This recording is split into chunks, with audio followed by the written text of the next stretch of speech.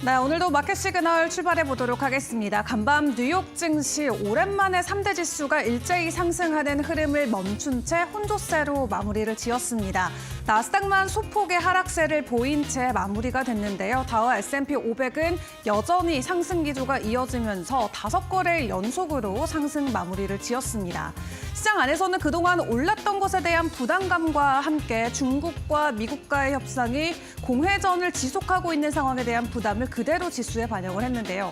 이외 주요 이슈들 어떤 것들이 있을지 일단 한 줄 헤드라인으로 만나보도록 하겠습니다. 일단 뉴욕 증시 전반적으로 미국과 중국과의 관계 그리고 이번 주에 발표되는 주요 빅테크 실적을 주목하면서 어느 정도의 보합권을 유지를 했습니다. 다만 오늘 발표됐었던 경제 지표 중에 하나인 제조업 지표가 좀 부진하게 나온 부분은 시장의 부담으로 작용됐다 생각을 해볼 수가 있겠고요. 그래도 그 어떤 것보다 가장 지금 중요한 건 관세와 관련된 입장 발표가 되겠죠. 베센트 장관의 입장 간밤에 나왔는데 체크를 해보도록 하겠습니다. 미국과 중국과의 무역협정은 중국에 달려있다라고 다시 한번 재차 강조를 했습니다. 중국이 미국에게 수출하는 품목이 미국보다 5배가 많기 때문에 결론적으로 이 협상을 타결시키기 위해서는 미국이 아니라 중국이 먼저 움직여야 된다라는 게 베센트 장관의 입장이었고요. 다만 중국에서는 아직까지도 또렷한 입장을 보여주고 있지 않은 가운데 시장은 계속해서 그들의 말을 기다리고 있는 상황입니다. 자, 그리고 주말 사이 나왔었던 트럼프 대통령의 지지율 여론조사로 인해서 트럼프 대통령 역시나 기분이 언짢았던 것 같습니다. 오늘 새벽 본인의 글을 통해서 다시 한번 가짜뉴스다라는 내용의 글을 제기를 했습니다. 그러면서 30%대 지지율이 나온 건 사실상 말이 안 된다라고 하면서 해당 보도에 대한 반박글을 제기하기도 했는데요. 일단 여론이 계속해서 트럼프 대통령을 좀 불편하게 하는 모습으로 기울어지면서 일단 시장 안에서의 분위기 긍정적으로 흘러가고 있지는 않습니다. 이제 취임 100일을 맞이하게 됐는데 취임 100일 특별 행정명령이 또 준비가 돼 있는 상황이거든요. 시장에서는 앞으로 어떻게 받아들이고 소화할지는 일단 계속해서 지켜보시는 게 중요할 것 같습니다. 상황이 이렇다 보니까 중국과 러시아가 주도하고 있는 브릭스에서도 미국을 견제하기 위한 다자주의 움직임이 계속해서 포착이 되고 있습니다. 지난 이틀 동안 브라질에서 함께 모여서 협의를 진행을 했는데 미국을 견제하기 위한 움직임에 대한 강화의 내용이 외신 헤드라인을 통해서 다수 전해지기도 했고요. 또 7월에 다시 한번 브릭스 협의체 모임이 있기 때문에 이 해당 모임 때 어떤 내용이 전해지는지도 시장에는 큰 변수로 작용이 될 수가 있겠습니다. 자, 그런 가운데 갑자기 일방적으로 푸틴 대통령이 휴전과 관련된 내용을 전해왔습니다. 전승절을 맞아서 휴전 선언을 추진을 한다라고 하는데 다음 달 8일부터 10일 동안 진행한다라고 하거든요. 주말 사이 트럼프 대통령과 그리고 젤렌스키 대통령이 만나서 시장에서 큰 화제를 모으기도 했는데 일단 휴전과 관련돼서 소식이 전해진 만큼 당분간 지정학적 리스크가 시장에 어떤 변수로 작용되는지 계속해서 지켜보시는 게 좋겠습니다.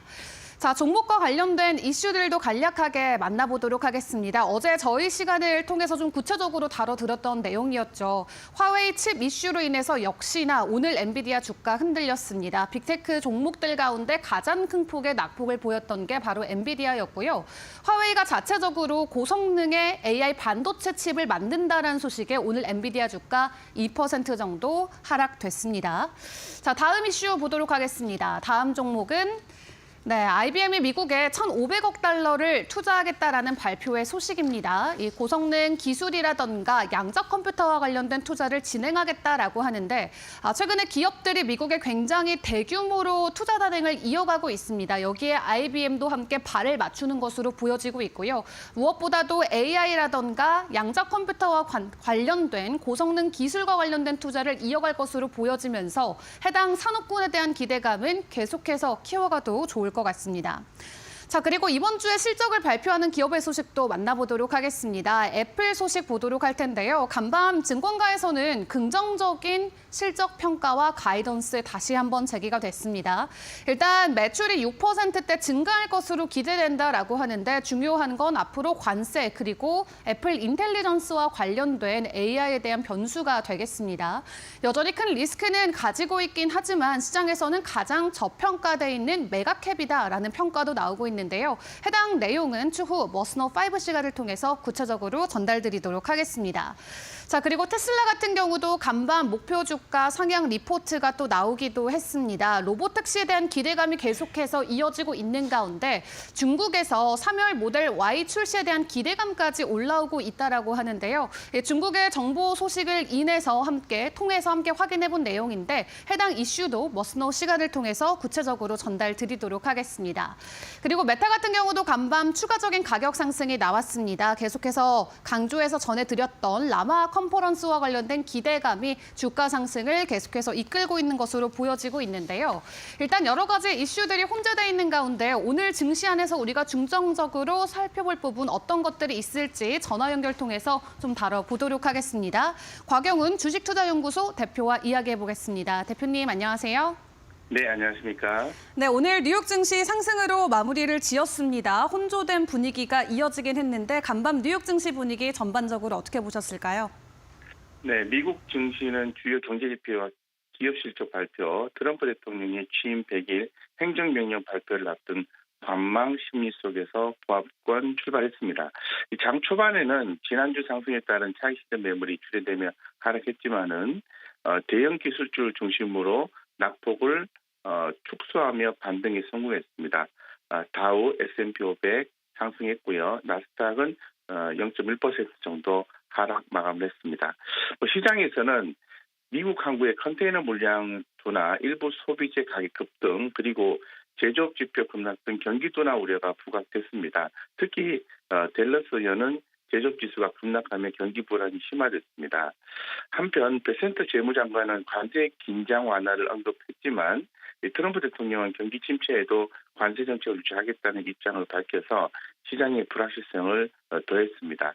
이번 주에는 트럼프 행정명령 발표와 함께 GDP 성장률, 고용 보고서 등 주요 경제 지표, 그리고 160개 이상의 대형 기업 실적 발표가 예정돼 있어서 관망 심리가 강화될 것으로 보이고요. 이 거래량은 평소 대비 줄어든 모습을 보일 것 같습니다. 이 국채 시장에서는 미 재무부의 대규모 발행 계획에도 불구하고 부채 한도 이슈로 실제 공급 부담이 크지 않을 것이라는 기대감에 따라 금리가 하락하고 주식시장 안정에 긍정적 영향을 미쳤다 이렇게 말씀드리겠습니다.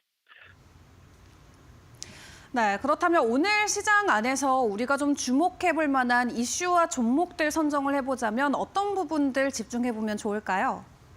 전반적으로 보시면 좋을 것 같은데요. 이 뉴욕 증시는 변동성 확대 속에서 일부 기술주를 중심으로 반등하는 모습을 보였습니다. 이 테슬라는 직접 판매 제한 논란에도 불구하고 반발 매수세 유입되면서 0.3% 상승했습니다.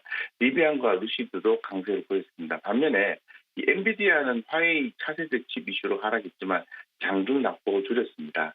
인텔은 파운드리 행사 기대감이 2%대 상승하며 선방했고 이 필라델피아 반도체 지수는 0.3% 하락 마감했습니다. 이 주요 대형 기술주는 혼조해 보였는데요. 아마존은 관세 부담 우려로 하락, 애플은 AI 관련 외에도 안전자산 선호도 소폭 상승했습니다.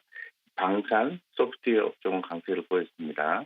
이 보잉은 사우디 항공기 납품 기대감에 2%대 상승했고 팔란티어, 오라클 등도 상승세를 이어갔습니다.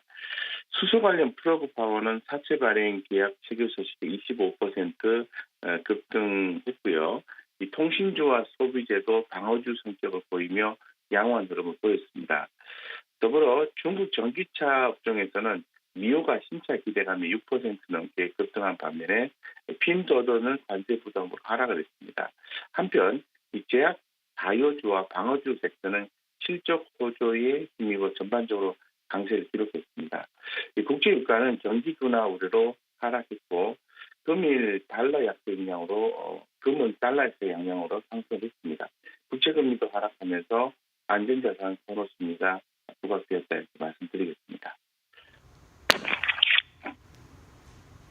네, 테슬라부터 엔비디아까지 다양한 업종과 종목에 대한 이야기 언급을 주셨습니다. 그렇다면 오늘 국내 증시에 어떤 영향이 끼쳐질지도 궁금한데요. 오늘 국내 증시 분위기는 어떻게 전망하실까요? 네, 오늘 한국 증시는 글로벌 관세 완화 기대감 속에서도 제한적 상승 흐름이 이어질 것으로 보여지고요. 어제 코스피는 2,548포인트로 소폭 강보한 마감했지만 코스닥은 1.4% 넘게 하락하면서 변동성을 키웠습니다. 외국인이 다시 순매도로 전환된 점은 다소 좀 부담이다 이렇게 좀 말씀드리고 전일 그 뉴욕 증시를 전반적으로 고려하고 미국 국채금리 하락이 또 된 점을 고려했을 때 투자 심리를 다소 국내 증시에 그 긍정적인 지지가 있겠지만은 이 대형 기술주 실적을 앞둔 이 불확실성과 외국인 매도세는 부담 요인이 될 것으로 전망하고 있습니다. 지수는 코스피 2,520포인트 부분을 하방 지지선으로 삼아 박스권 등락을 이어갈 것으로 보입니다. 투자 전략은 이 종목별 차별화 대응이 핵심이다 이렇게 말씀드리겠습니다. 이 건설, 방산, 원전, 보안 등 정책 수혜 섹터에 대한 관심을 계속해서 지속하고요. 방어주인 통신, 식품, 리테일 업종 중심의 저변동성 대응도 필요합니다. 반면에 이 반도체와 2차 전지 업종은 추가 조정 가능성을 염두에 두고 신중히 접근할 필요성이 있다 이렇게 말씀드리겠습니다. 한마디로 표현하면은 이 변동성 속에서 정책주, 방어주 중심 대응이 필요하고요. 이 코스피 2,520선 지지 여부를 주목하자 이렇게 말씀드리겠습니다. 네, 오늘 국내 증시 안에서도 방어주나 정책주의 강세 예상된다 말씀 주셨습니다. 지금까지 곽영훈 주식투자연구소 대표와 함께했습니다. 수고하셨습니다. 네, 고맙습니다. 네, 미국 증시 그동안의 상승 약간은 숨고르기에 오늘 들어간 모습이었습니다. 그 안에서도 주요 종목과 이슈들 어떤 것들이 있었는지 만나보도록 할 텐데요. 김수영 캐스터가 준비했습니다. 네, 간밤 뉴욕 증시에서 주목해볼 주요 기술주와 또 특징적인 종목들 함께 살펴보겠습니다. 이번 주는 애플과 마이크로소프트 그리고 메타를 필두로 주요 1분기 실적 발표를 예정하고 있는데요. 그렇기 때문에 이번 주는 시장 변동성이 예상됩니다. 이런 흐름 속에서 어제 간밤에 엔비디아 주가 어땠는지 함께 살펴보겠습니다. 엔비디아 주가는 간밤에 다소 요동치는 모습을 보이면서 2.05% 상승하며 주가 마감했습니다. 이는 중국의 화웨이가 새로운 AI칩을 개발했다는 소식이 전해지면서 영향을 받은 건데요. 화웨이가 공개한 에센드 910B 칩은 엔비디아의 대표 AI칩인 H100보다 성능이 우수할 수 있다는 기대가 나오고 있습니다. 이로 인해 중국 내 AI 시장 경쟁이 격화될 것이라는 우려가 불거졌는데요. 다만 엔비디아는 이에 대응해 중국 시장 전용으로 설계한 H20 가속기의 판매 확대를 준비 중입니다. H20은 라이선스 요건을 맞추면서도 성능을 최대한 유지하도록 설계된 제품인데요. 앞으로 이 가속기 판매에 대한 기대감도 시장에 함께 작용되고 있습니다. 그럼 간밤 테슬라 주가 어땠는지 함께 살펴보겠습니다. 장중에 테슬라 주가는 하락세도 보이면서 5일 연속 상승세를 이어갈 수 있는 가능성이 다소 위협받기도 했는데요. 앞서 테슬라는 1분기 실적을 발표했지만 시장 기대에는 미치지 못했습니다. 그럼에도 불구하고 일론 머스크 CEO가 도지 활동을 줄이고 테슬라 본사 경영에 집중하겠다고 밝히면서 투자자들의 신뢰를 어느 정도 회복하는 모습을 보였습니다. 여기에 추가로 테슬라는 최근 캐나다 웹사이트에 차량 가격 인상 공지를 올렸는데요. 이는 미국산 차량에 대한 캐나다의 신규 관세 부과를 앞두고 재고 차량을 빠르게 소진하기 위한 전략적 조치로 해석됩니다. 캐나다 정부는 미국산 자동차와 부품에 최대 25% 관세를 부과할 계획인데요. 테슬라는 이에 대응해 관세 전 가격으로 재고 차량을 만나보세요라는 문구를 사이트에 띄우며 관세 인상 전에 소비자 수요를 끌어올리려는 움직임을 보였습니다. 네, 다음 IBM입니다. IBM은 월요일 미국 내에서 양자 컴퓨터를 직접 구축하겠다는 계획을 발표하며 주가 1.61% 상승했습니다. 이번 발표와 함께 IBM은 앞으로 5년간 미국에 1,500달러를 투자하겠다는 청사진도 제시했는데요. 이 가운데 300억 달러 이상은 메인프레임 시스템과 양자 컴퓨팅 분야의 연구 개발에 집중 투자할 계획입니다. IBM은 현재 세계 최대 규모의 양자 컴퓨터를 운영하고 있는 기업으로 앞으로 미국 현지에서 설계부터 구축까지 직접 진행하겠다고 강조했습니다. 그럼 이 주요 기술주를 다음으로 간밤에 이슈 있었던 종목들까지 함께 살펴보겠습니다. 네, 간밤 도미노 피자는 1분기 실적 발표를 했습니다.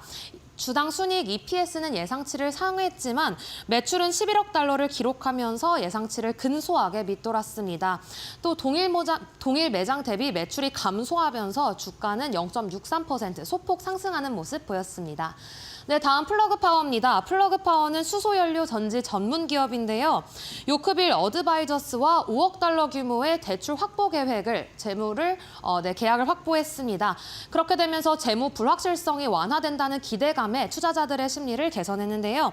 여기에 1분기 실적 전망치가 컨센서스를 상회하면서 주가 대폭 상승했습니다. 25.68% 상승하며 주가 마무리했습니다. 네, 다음 스트래티지 보겠습니다. 세계 최대 비트코인 보유 기업 스트래티지는 월요일에 15,000개의 비트코인을 추가 매입했습니다.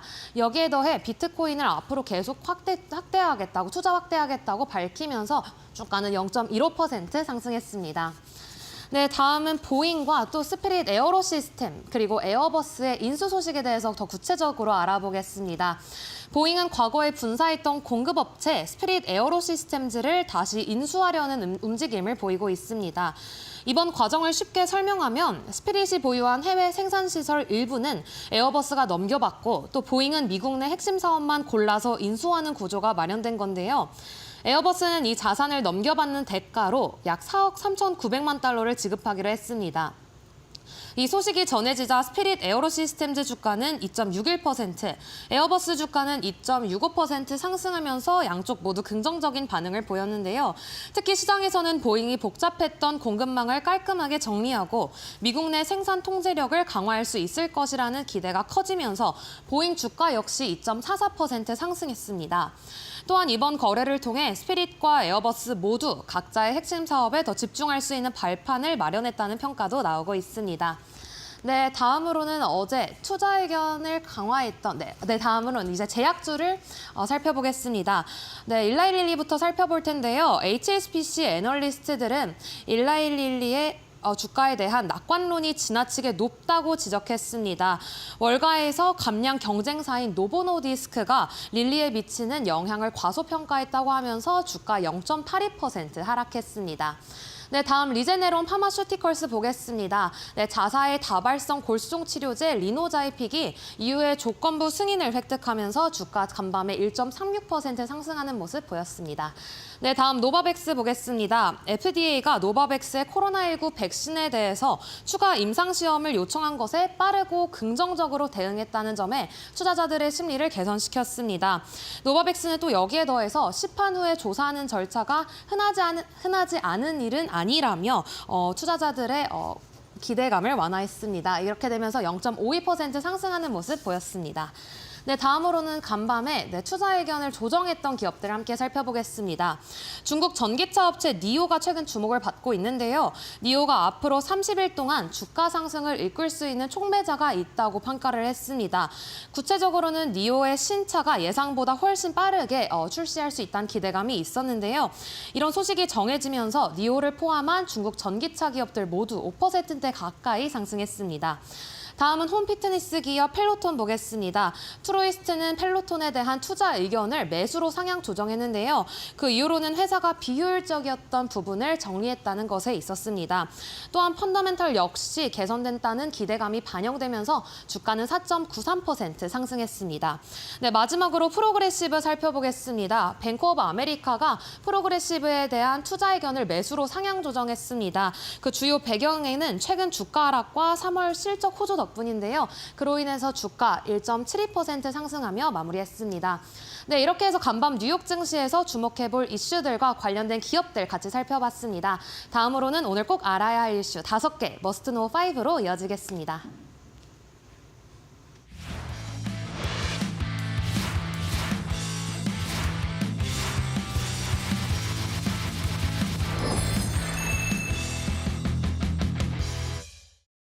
So we have seen, people going out and buying cars. They probably have been going out and buying iPhones as well. But I think actually we're going to have to place a little bit more importance on the earnings of some non-Magnificent Seven companies like the auto companies, because that's really, I think, going to tell us where the economy is likely to be headed. Apple, will probably have decent earnings no matter what.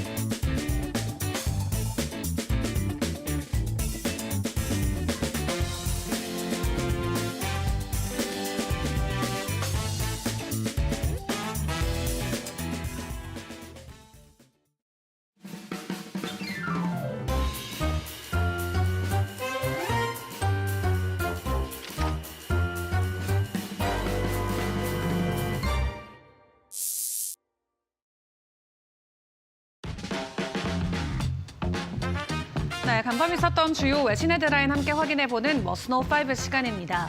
지난 5거래일 동안 미국과 중국 간의 무역 긴장이 어느 정도 완화가 되면서 시장의 지수 상승이 나왔었죠. 다만 간밤에는 계속해서 그 사이가 공회전되고 있다라는 느낌을 받았던 투자자들이 보합으로 좀 대응을 하면서 시장에 큰 변동성이 나오진 않았습니다. 오늘 관세와 관련해서 전해졌던 내용도 함께 점검을 해보도록 할 텐데요.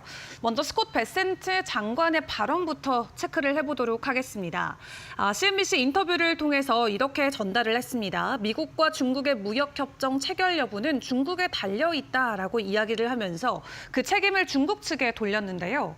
베센트 장관은 중국이 미국보다 5배나 많은 제품을 수출하고 있기 때문에 지속 불가능한 관세를 완화하려면 중국이 먼저 나서야 한다고 강조했습니다.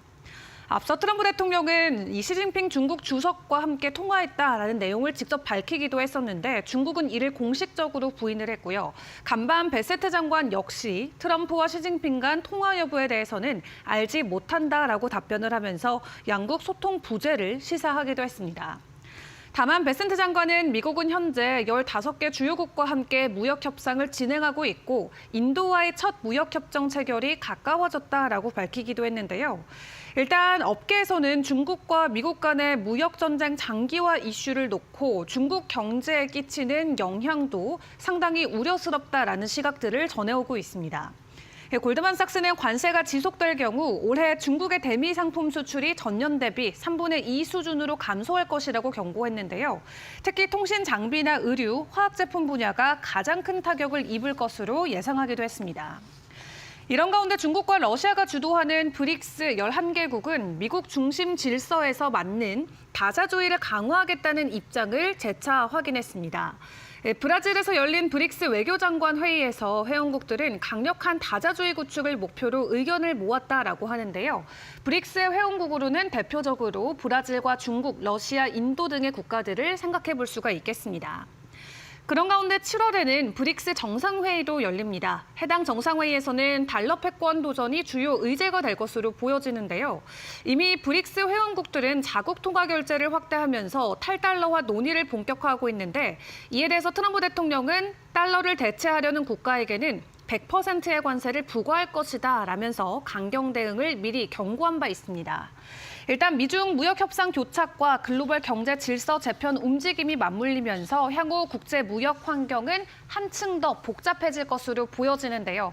일단 미국에 반하려는 세력들의 움직임도 최근 계속해서 포착이 되고 있고 미국과 중국 간의 협상 진전 소식이 부재하기 때문에 이번 한 주간 시장의 분위기는 계속해서 지켜보시는 게 좋을 것 같습니다. 자, 그런 가운데 이번 한 주가 굉장히 바쁜 한 주가 될 것이다. 어제도 말씀을 드렸었죠. 주요 기업들의 실적뿐만 아니라 경제 지표들까지 대거 준비가 돼 있어서 굉장히 숨가쁜 한 주가 될 것 같습니다. 일단 지난주까지도 많은 기업들이 실적을 발표했습니다. S&P 500 지수에 포함된 기업 중에 3분의 1 이상이 1분기 실적을 이미 공개했고요. 골드만삭스에 따르면 이번 주 실적을 발표하는 기업들은 S&P 500 전체 시가총액의 40% 이상을 차지하기 때문에 이번 주가 조금 더 중요할 것으로 보여집니다. 말씀드렸던 것처럼 실적 발표뿐만 아니라 경제 지표나 미중 관세 협상 관련 뉴스까지 겹치면서 투자자들에게는 이번 주가 중요한 분수령이 될 전망인데요. 일단 이번 주에는 180개 이상의 S&P 500 기업이 실적을 발표할 예정인데 아마존이나 애플, 메타, 마이크로소프트 등 4대 빅테크 기업들을 비롯해서 일라일리나 버크셔 스웨이, 금융이나 헬스케어, 또 필수 소비재 주요 기업들이 성적표를 내놓게 됩니다. 팩트셋 데이터에 따르면 지금까지 실적을 발표한 S&P 500 기업 가운데 73% 정도는 월가의 예상치를 상회하는 수치를 가지고 왔고요. 최근 5년 평균치가 77%이기 때문에 다소 낮기는 합니다만 여전히 양호한 수준으로 확인을 해볼 수가 있겠습니다. 다만 트럼프 대통령의 관세 정책이 불확실성을 키우면서 많은 기업들이 보수적인 실적 전망을 제시하고 있죠. 때문에 시장은 2분기의 연간 실적 기대치를 점진적으로 낮추고 있는 상황입니다. 지난주에는 실적을 놓고 구글과 테슬라가 시장에 관심을 끌은 바가 있었죠. 구글은 예상치를 웃도는 실적을 기록하면서 주가가 5%나 급등을 했고요. 테슬라 같은 경우도 기대 이하의 실적을 발표했지만 지금까지 주가가 무려 20%나 급등을 했습니다. 이제 시장의 초점은 이번 주에 실적을 발표하는 다른 빅테크 기업들에게 쏠리고 있는 상황인데 그중 애플과 관련해서 간밤 전해졌던 월가의 코멘트들도 점검을 해보도록 하겠습니다. JP모건 같은 경우는 악재가 이미 모두 주가에 반영됐다라고 평가하면서 긍정적인 전망을 유지했고요. 모건 스탠리는 애플의 목표 주가를 220달러에서 235달러로 상향 조정하면서 세계에서 가장 저평가된 메가캡이다라는 평가를 내놓기도 했습니다. 이렇게 실적과 관련해서 아직까지는 월가에서 긍정적인 전망들이 나오고 있는 가운데 중간에 관세와 관련된 이 부담스러운 이슈들이 전해지게 된다면 시장 안에서의 변동성이 커질 수 있다는 부분은 꼭 주의하시면서 대응하시는 게 좋을 것 같습니다. 자, 그런 가운데 간밤 IBM이 또 역대급 투자 규모의 투자 소식을 들고 왔습니다. 앞으로 5년 동안 미국에 1,500억 달러를 투자한다라고 하고요. 앞으로 양자 컴퓨터라던가 AI와 관련된 산업에 대거 투자할 것으로 보여지고 있습니다. IBM도 이번에 트럼프 대통령의 눈치를 봐서일까요? 일단 미국에 총 원화 기준으로 200조 원이 넘는 투자금을 지출하겠다라는 내용을 밝혔습니다. 본인들의 메인프레임 컴퓨터와 양적 컴퓨터의 미국 내 생산을 위해서 총 50조 원 정도가 투자될 것이다라고 덧붙이기도 했는데요. IBM의 최고 경영자는 현재 설립된 이후로 회사가 미국의 일자리라던가 제조에 중점을 더 왔었는데 이번 투자와 제조 약속은 IBM이 세계에서 가장 진보한 컴퓨터와 인공지능 능력의 중심으로 남도록 보장할 것이라고 이야기를 했습니다. IBM은 현재 전 세계 기업에서 사용되는 메인프레임 서버 시스템이 미국 뉴욕주에서 제조된다라고 설명하면서 현재 개발이 진행 중인 양자 컴퓨터 역시 앞으로 지속해서 미국에서 개발되고 조립될 것이라고 강조하기도 했는데요. 이날 발표됐던 IBM의 미국 내 투자 계획 발표는 트럼프 행정부 출범 전후에서 주요 대기업들이 미국 내 제조 기반 강화를 위해서 대규모 투자 확대에 나선 것과 궤를 같이 하는 것으로 풀이해볼 수가 있겠습니다. 대표적으로 애플 같은 경우도 지난 2월에 앞으로 4년 동안 5천억 달러를 투자해서 미국 내 일자리를 2만 개 추가하겠다라고 공언한 바가 있었고요. 오라클과 소프트뱅크 그리고 오픈 AI도 조인트 벤처를 설립해서 데이터 센터나 AI 인프라 투자에 총 5천억 달러를 지출하겠다고 밝힌 바 있습니다. 이렇게 글로벌 반도체나 AI 경쟁이 가속화되는 상황에서 미국 내 첨단 기술 생산을 확대하려는 움직임이 주요 기업들로부터 확인이 되고 있는 상황인데요. 앞으로의 이슈들 또 어떤 것들이 있을지 계속해서 점검을 해보도록 하겠습니다. 자, 그 가운데 테슬라 같은 경우는 오늘 또 새로운 소식들이 전해졌습니다. 일단 월가에서의 리포트뿐만 아니라 중국에서의 이슈까지 함께 전해졌는데요. 어떤 내용들이었는지 구체적으로 체크를 해보도록 하겠습니다. 먼저 월가의 입장부터 점검을 해볼까요? 캔터 피츠제럴드가 테슬라에 대한 비중 확대 등급과 함께 목표 주가를 355달러 제시를 했습니다. 단기 역풍에도 불구하고 강세 전망을 유지하겠다라는 내용을 전해왔는데요. 미국 내 거실 경제 불확실성과 또 머스크의 정치 활동, 관세 이슈나 전기차 세금 공제 축소 등 여러 가지 리스크를 테슬라가 안고 있긴 합니다만 이 테슬라의 중장기 성장 스토리가 여전히 견고하다라고 캔터 피츠제럴드는 평가를 했습니다. 특히 6월로 예정된 로보택시 출시와 저가 신차 출시 계획, 그리고 머스크가 테슬라 경영에 더 많은 시간을 투입할 것이라는 발언에 주목하기도 했는데요. 이와 함께 간밤 테슬라는 중국 시장에서 새로운 성장 카드를 준비하고 있다라는 내용도 공유가 됐습니다. 현지 소식통에 따르면 테슬라는 5월 중국 노동절 연휴 이후 상하이 공장에서 3열 시트를 맞춘 모델 Y 생산을 시작할 것으로 알려졌는데요. 이 모델은 기존 모델 Y보다 휠베이스가 늘어나고 차체가 확장된 버전입니다. 때문에 중국 안에서는 가족 단위 수요를 겨냥한 것으로 풀이해볼 수가 있겠고요. 다만 저가형 모델 Y에 대한 구체적인 정보는 함께 공개되진 않았습니다. 테슬라는 이미 중국 시장에서 모델 Y 판매를 촉진하기 위해서 다양한 금융 혜택을 제공하고 있는 상황이죠. 덕분에 3월 중국 내 판매량이 전년 대비 18% 넘게 증가하기도 했고요. 1분기의 누적 판매량 또한 전년 대비 1.6% 정도 증가하기도 했습니다. 다만 테슬라의 주가 아직까지도 올 초 대비해서는 하락세가 이어지고 있기 때문에 현재 시점이야말로 장기 투자 관점에서는 매력도가 높은 구간이다라는 이야기 이야기들이 계속해서 나오고 있습니다. 특히 로보택시나 FSD 소프트웨어, 그리고 에너지 저장 사업이나 옵티머스 로봇 등 이 미래 성장 동력들이 상업화에 가까워지고 있기 때문에 변동성을 감내할 수 있는 투자자들에게는 전략적인 매수 기회로 평가가 되고 있는 상황이고요. 일단 단기 이벤트를 넘어서 장기 성장 비전에 주목할 필요가 있다라는 월가의 의견들이 재차 전해지고 있습니다. 중국을 넘어서 미국 안에서도 다시 한번 판매량 회복에 나서줄 수 있을지 앞으로 테슬라의 분위기도 지켜보도록 하겠습니다. 마지막으로 암호화폐 시장 분위기도 점검을 해보도록 할 텐데요. 미국의 상무장관으로 일을 열심히 하고 계신 루트닉 상무장관이 비트코인과 관련된 코멘트를 간밤 내놨습니다. 앞으로도 비트코인을 무한 지지하겠다라고 이야기하면서 국가 차원에서의 지원이 계속해서 이어질 것임을 재차 확인을 해줬는데요. 일단 비트코인 같은 경우는 지난주부터 9만 달러 가격 회복에 나선 이후 여전히 가격 지지를 잘 해주고 있는 상황입니다. 9만 4천에서 9만 5천 달러 사이의 저항권을 뚫어내게 된다면 다시 한번 10만 달러까지의 가격 회복이 기다려지고 있는 상황인데요. 일단 국가 차원에서 지속적인 지지 내용들이 전해지면서 시장 안에서의 투심은 계속해서 살아나고 있는 상황입니다. 이번 한 주 비트코인 다시 한번 10만 달러 재돌파까지 가능할지 계속 지켜보도록 하겠습니다. 지금까지 주요 내용 함께 확인해봤습니다. 머스노 5 시간이었습니다.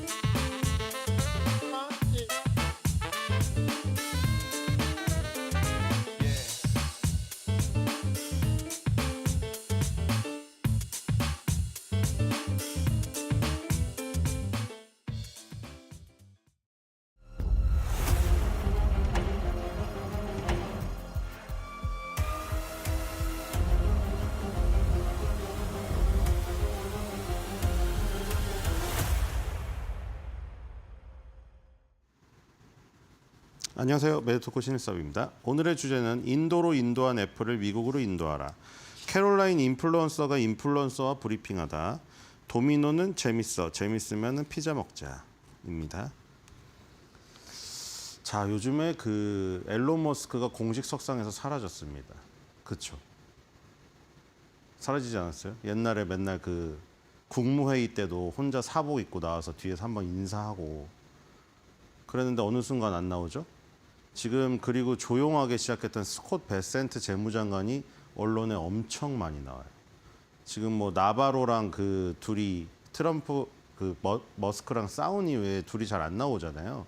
그리고 러트닉 상무장관도 굉장히 많이 나왔었는데 이제는 스콧 베센트가 뭐 러트닉 상무장관을 원래 재무장관으로 미른 게 머스크라는 지금 얘기도 나오고 있잖아요.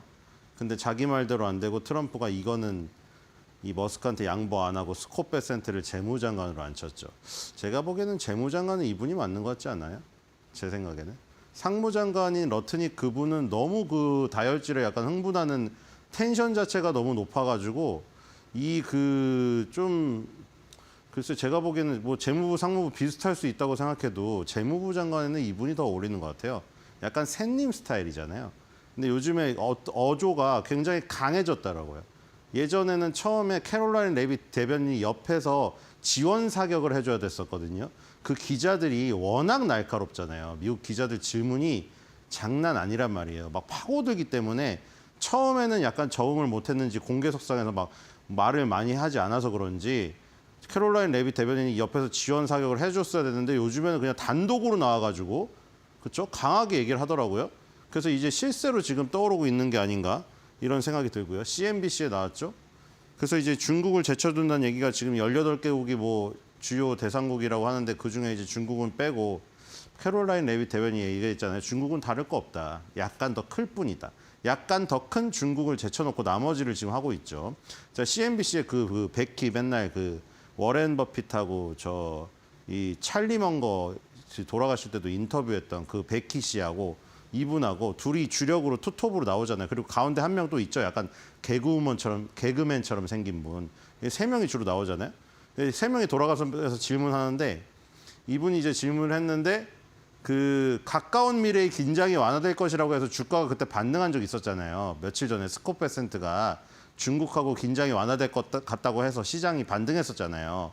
그 얘기를 했고 그다음에 이제 아이폰 제조를 이전하거나 이전을 시도할 것이라는 기사를 보셨다. 어떻게 되고 있느냐. 지금 저것 때문에 사실 뭐 그 중국에서 미국을 조롱하는 밈들이 탄생되는 거잖아요.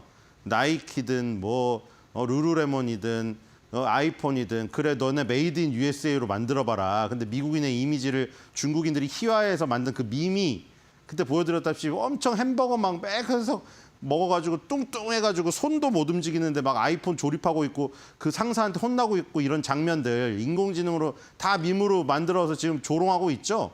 근데 이제 그런 거를 조롱을 받고 있지만 이 지금 아이폰 생산 기지를 미국으로 옮긴다는 그 철학은 버리지 않았다. 아무리 조롱을 하건 말건. 지금 일단 이 인도로 많이 옮겼잖아요. 중국에서 아이폰의 생산이 뭐 막힐 가능성이 있기 때문에 인도로 많이 옮겼단 말이에요. 근데 이제 인도로 옮긴 것이 중국에서 제조하는 것보다 나을 수는 있지만 미국에서 제조하는 것은 아니다라고 스코페센트가 얘기를 했습니다.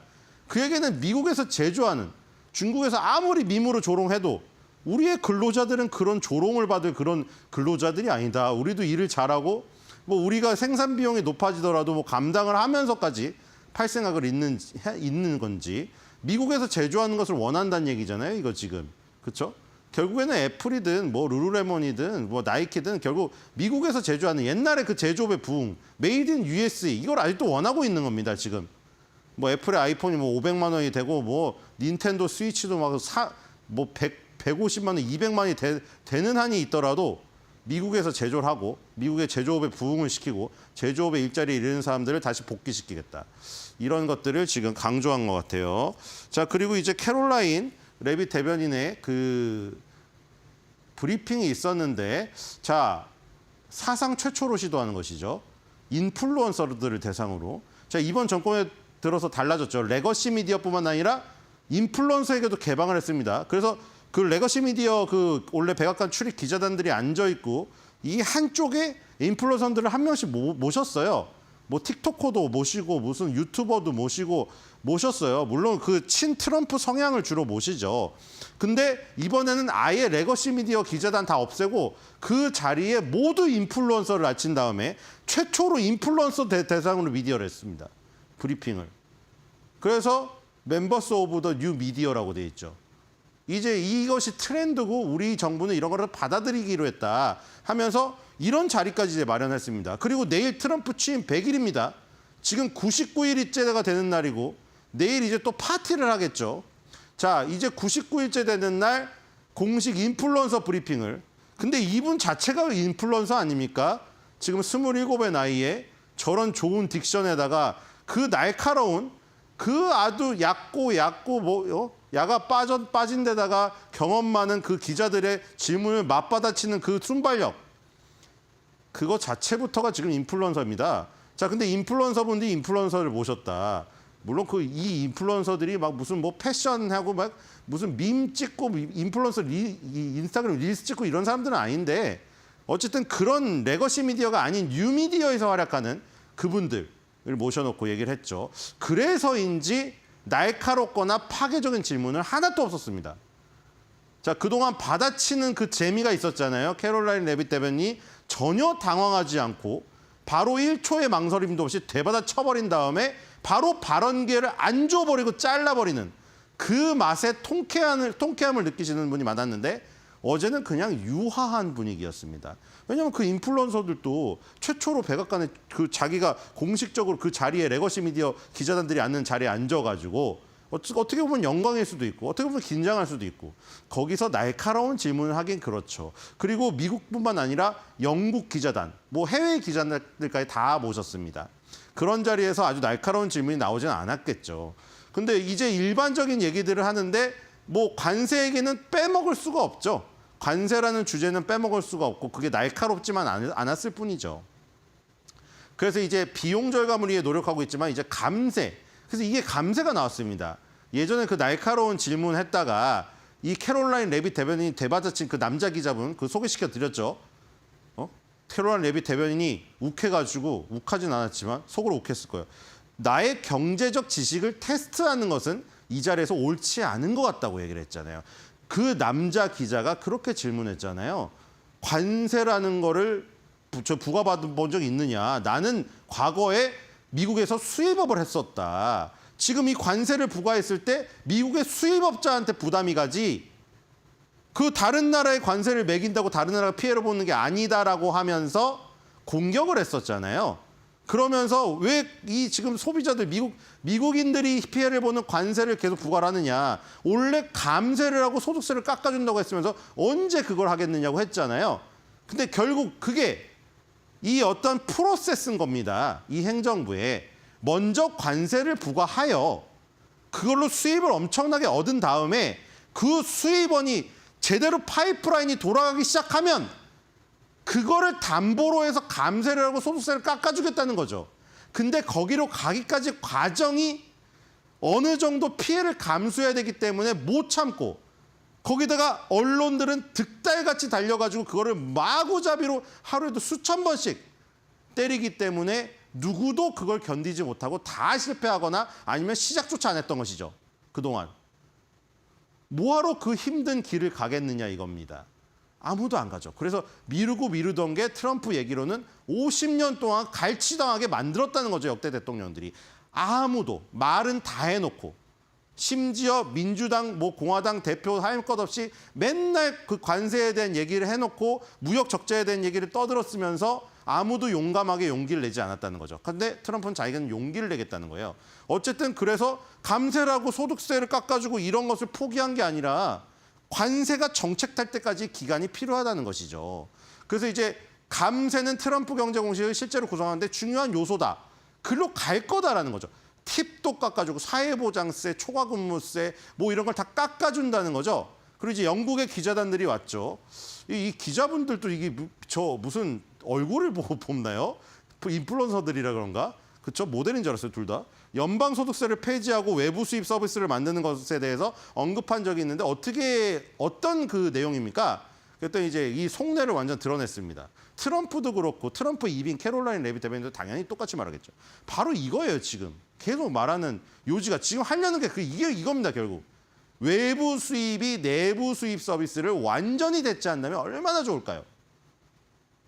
이게 결국 잘 되면 이제 소득세 영원 그 논리가 여기서 나온 거예요. 그러니까 외부 수입, 외부에서 관세로 그냥 지금 소득세 걷는 거 이상으로 걷어버리면 여러분들 소득세 낼 필요 없어요. 우리 다른 나라한테 관세 받은 걸로 충분하니까요. 그러니까 거기까지만 기다리라 이겁니다. 기다리라. 거기까지만 고통을 감내하고 기다리면은 여러분들 소득세 빵원 된다. 이거예요, 지금. 관세로 다 벌어들이겠다고 이겁니다. 그래서 이제 국내의 중요한 공급망을 강화해야 된다. 그래서 지금 국내의 제조업을 살리려고 하고 있는 것이고 우리는 미국에서 수입을 늘려야 된다. 이 두 가지를 해가지고 하기 위해서 지금 다 그 무역 협정을 하고 있는 것이고 18개국을 대상으로 지금 진행을 하고 있다고 하잖아요. 아시아에서는 이제 일본, 그다음에 이제 우리나라까지 왔죠. 그래서 첫째, 둘째 아까 얘기가 나왔고 결국 이거를 하려는 목적은 엄청난 규모의 적자 상태. 이대로 계속 적자를 유지한다면 우리나라는 마비될 것이다. 근데 그 적자를 해소하기 위해서 여러분들의 지갑을 갈취하는 소득세를 올리는 게 아니라 다른 나라한테 갈취를 해가지고 관세를 많이 부과하여 여러분들의 소득세를 깎아줄 수 있거나 영원히 될 때까지 계속 달리고 무역 적자를 완전히 없애는 쪽으로 가겠다 이겁니다. 지금도 매일 돈을 벌기 시작했고 현재 관세율과 현재 수준을 유지하면 하루에 수십억 달러가 들어오고 있다는 것이죠. 자, 그리고 이제 총기에 대한 얘기도 나왔죠. 총기 관련주 투자하시는 분들은 지금 아주 환호할 만한 얘기죠. 자, 이 50개의 아름다운 주에서 모두 총을 휴대할 수 있습니까? 사실은 일론 머스크도 그랬고 트럼프도 그랬고 대선 후보 토론 기간이나 이런 때에 다 얘기 나왔던 거잖아요. 막 총기 협회 가서 연설하고, 그렇죠? 지금 총기 사고 또 났죠. 총기 사고가 또 났음에도 불구하고 지금 굉장히 위협을 받고 있는 뭐 약간 정신 나간 사람들이 굉장히 많은 상황에서 자기 몸은 자기가 지켜야 된다. 그렇기 때문에 항상 법을 준수하는 총기 소유자를 지원할 것이라고 했습니다. 그러니까 결국 총기 관련주 같은 경우에는 아니면 총기 관련주라던가 그 경찰이 차고 있는 뭐 바디캠 아니면 테이저건 만드는 그런 회사들 있죠. 이런 회사들은 트럼프 정권 하에서는 굉장히 승승장구할 확률이 높습니다. 그래서 헌법상 권리를 지켜주겠다. 그리고 마지막에 이렇게 끝났습니다. 여러분들 만나서 반갑고 하루 종일 방을 돌아다닐 수도 있겠지만 저도 할 일이 있어요. 하고 유쾌하게 끝났네요. 자, 도미노는 재밌으면 피자 먹자입니다. 자, 이번 주에 실적이 진짜 막 발표가 빵빵하게 다 깔려있죠. 거기다가 경제 지표도 빵빵하고 지금 엄청나게 중요한 한 주입니다. 트럼프 취임 100일에다가 지금 정부에서 발표되는 고용 지표 나오죠. 그거 지금 하드 데이터기 때문에 그 인간의 마음을 표현하는 소프트 데이터는 흔들림이 심하고 민주당 편향적이라는 거 그 자료를 드밀면서 이건 잘못됐다 할 것이고 어제도 그랬어요. 여론조사가 지금 뭐 역대 대통령 좀 취임 후 첫 최저라는 거에 트럼프가 거기 공화당 지지자들이 아주 편입이 돼 있다. 또 반박을 했어요. 그리고 이제 하드 데이터를 항상 강조하지 않습니까? 그런 데이터들이 또 좋게 나오면 엄청 홍보를 하겠죠. 자, 봐라. 인플레이션은 떨어지고 있고 실업률은 떨어지고 있고 지금 고용 상태는 좋은데 왜 파월은 금리 인하를 안 하는 거야? 너를 자를 수도 있다. 전화기를 들 수도 있다까지 얘기했어요. 그렇죠? 통화를 할 수도 전화기를 들어서 통화하기 전에 금리 인하하라는 얘기예요. 이거 지금. 자, 도미노 피자 보겠습니다. 자, 일단 기업들의 실적은 좋게 찍히고 있죠. 이것도 트럼프의 하나의 무기입니다. 지금. 기업들의 실적이 어닝 서프라이즈 나온 게 많이 있었어요. 지금. 그렇죠? 기업이 안 죽었어요. 자, 도미노 피자 볼까요? 매출액은 1.12 빌리언 달러로 전년 동기 대비 플러스 3% 증가했네요. 순이익은 플러스 19% 증가했네요. 149.7 밀리언. 자, 주당 순이익은 4.33달러입니다. 21%. 그리고 영업이익은 210.1 밀리언 달러로 나왔네요. 자, 보면은 서플라이 체인 공급망이 60점입니다. 결국에는 이 체인 사업이죠. 결국 도미노 피자는 체인 사업으로 벌어들이는 부분이 거의 절대 다수를 차지하고 있다. 그리고 미국에서 소유한 회사, 그 가게를 소유해서 경영하는 게 8.2 정도 되고요. 그 다음에 국제 부분 이렇게 나눠져 있습니다. 대부분 체인으로 벌어들이죠. 자, 그리고 지금 도메스틱하고 인터내셔널이 좀 갈렸습니다, 사실. 미국이 별로 좋지 않은 거는 여기 나타나긴 했어요. 왜냐하면 동일 매장 매출 성장률에서 지금 미국 쪽은 2024년도 1분기에는 5.6까지 나왔는데 지금 마이너스 0.5가 나와버렸네요. 그렇죠? 동일 매장 매출 성장률이 좋지가 않아요. 지금 미국 상황이 좋지가 않고 대신에 다른 나라 국제적으로는 좋았습니다. 지금 0.9, 2.1, 0.8 찍고 2.7대로 확 올라간 모습이죠. 자, 이 국제적으로 이 부분이 지금 국내적인 부분을 메꿔주고 있는 지금 상태입니다. 그리고 지금 전 세계를 합쳐가지고 판매 성장률은 7.3에서 4.4, 4.7 조금 떨어지고 있는 추세입니다. 자, 일단 매출액을 보겠습니다. 매출액은 계속해서 컨센서스보다는 조금씩 낮게 나오고 있어요. 지금 1.13 빌리언 달러 예상됐는데 1.11 빌리언 달러가 나왔어요. 그러니까 4분기 연속 어닝 쇼크입니다. 살짝. 그리고 이제 지금 순이익은 2분기는 어닝 서프라이즈. 그리고 지난 분기가 거의 쇼크인데 거의 똑같죠. 거의 플랫이고. 이번 분기에는 살짝 서프라이즈 났습니다. 4.06달러 예상됐는데 4.33달러 나왔어요. 자, 지금 주가는 다시 이제 반등하고 있죠. 이거 거의 다 회복했죠. 이 도미노 피자. 도미노 피자는 지금 떨어진 폭을 거의 다 회복했어요. 관세 전쟁으로 인해서 떨어진 폭. 사실 얼마 떨어지지도 않았죠. 떨어지지도 않았고 일단 고점과 고점을 연결한 추세선인 520달러 부근으로 다시 지금 진군을 하려고 하고 있습니다. 494죠. 자, 주봉도 아주 유리하죠. 왜냐하면 50주선, 20주선에 일단 다 바닥에 깔려있는 상태입니다. 자, 이게 500달러 이 수준이 얼마 남지 않았죠. 2025년도 초가. 이 소비자 같은 경우는 별로 사실 빠지지가 않았어요. 이번에 많이 흔들린 거는 나스닥이랑 필라델피아 반도체에 있는 그런 종목들이죠. 자, 그리고 월봉으로 봐도 지금 유리한 순간입니다. 그렇죠? 지금 이번에도 확인한 게 50개월 선의 지지를 확인한 거죠. 정확하게 50개월 선에 꼬리를 달고 다시 20개월 선에서 위에다 주가를 올려놨습니다. 지금 결국에 상승 추세로 복귀를 한 거죠. 지금 보시면 2013년부터 무려 13년짜리인데 지금 계속 오르다가 한 번 50개월 선으로 빠진 자리가 여기입니다. 여기. 여기가 유일하죠. 2022년도에서 2023년도. 그걸 제외하고는 2013년도부터 25년까지 그냥 50개월선만 타고 꾸준히 오르는. 그러니까 50개월선 부근에서만 저점 매수해서 물을 타거나 아니면은 신규로 들어가서 다시 올라갔을 때 팔면은 거의 모두 성공한 확률. 이런 종목입니다. 그래서 지금도 확률적으로 봤을 때 50개월선에 이렇게 붙어있는 자리. 이거는 10년 내 항상 유리한 자리였다. 그렇죠? 확률도 보시면 50개월선 근처에 갈 때마다 저점 매수의 기회였어요. 그렇죠? 지금도 그런 시점이라는 거. 자, 그리고 트럼프가 또 하나 올렸죠. 자, 지금 캐나다에서 또 선거가 있는데 하필이면은 행운의 편지를 보냈습니다. 자, 이거 캐나다 국민으로서는 정말 미칠 노릇인데 캐나다 국민 여러분께 행운을 빕니다. 딱 여기까지만 보면은 굉장히 그 뭔가 좋은 편지 같아. 이 다음부터 속내가 나옵니다. 또 이거 포기를 안 해, 포기를. 지금 옛날에 지금 포르투갈이 전 세계에서 포르투갈의 존재가 좀 미미하잖아요. 축구는 잘하는데 옛날에는 포르투갈하고 영국이 지배하던 시절이 있었죠. 근데 지금 포르투갈하고 영국은 없잖아요. 대영 제국도 없고. 그러니까 이 영토의 야욕이라는 게 그런 정세를 계속 변화를 시키는 겁니다. 지금이라고 안 쳐들어갈 것 같다고 생각했잖아요. 보세요. 러시아가 우크라이나 쳐들어가잖아요. 중동에서 전쟁이 일어나고 전쟁이 안 일어날 것 같지만 맨날 일어난다고요. 그러니까 지금 이 야욕이 그냥 장난 소설이 아닙니다. 캐나다는 가장 소중한 51위가 된다면 또 얘기했어요.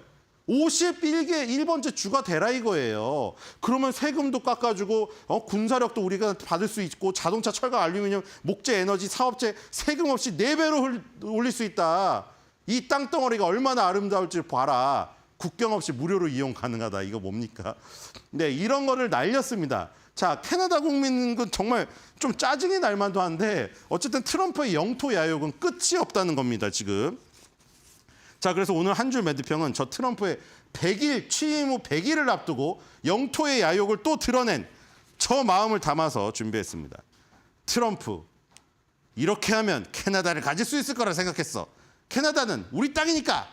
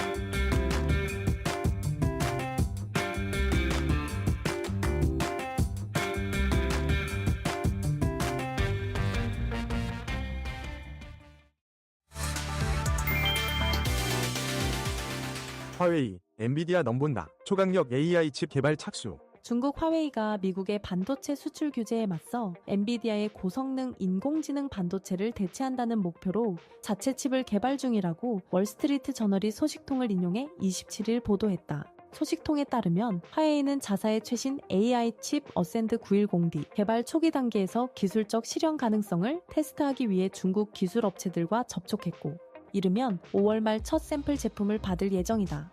WSJ는 화웨이의 AI 칩이 엔비디아의 주력 제품인 H100보다 더 강력한 성능을 갖출 것으로 화웨이 측이 기대하고 있다고 보도했다. 이 같은 움직임은 미국 정부가 지난 수년간 첨단 반도체에 대한 중국의 접근을 막고 있는 데 대한 대응으로 풀이된다. 화웨이와 일부 중국 반도체 회사들은 제조상의 어려움에도 엔비디아 칩과 비슷한 제품을 만들어내고 있다는 평가다. 중국 정부 역시 자국 AI 개발자들에게 국산 칩 사용을 장려하고 있으며 국가 데이터 센터들도 대부분 중국산 칩을 사용하고 있다고 밝혔다. WSJ는 중국 대표 기술 기업 중 하나인 화웨이의 꾸준한 기술 발전은 미국이 서방 반도체 장비 접근을 차단하는 등의 제재에도 불구하고 중국 반도체 산업의 회복력을 보여준다고 짚었다.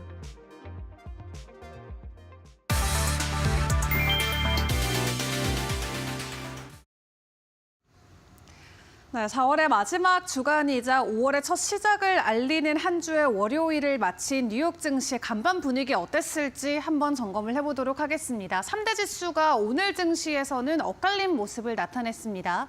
다만 큰 폭의 변동성을 보이진 않은 채 일제히 보합권에 마무리를 지었는데요. 그 안에서도 나스닥 지수만 0.1% 정도 하락을 했고요. 다우와 S&P 500 지수는 5거래일 연속으로 상승 기조를 이어가 줬습니다.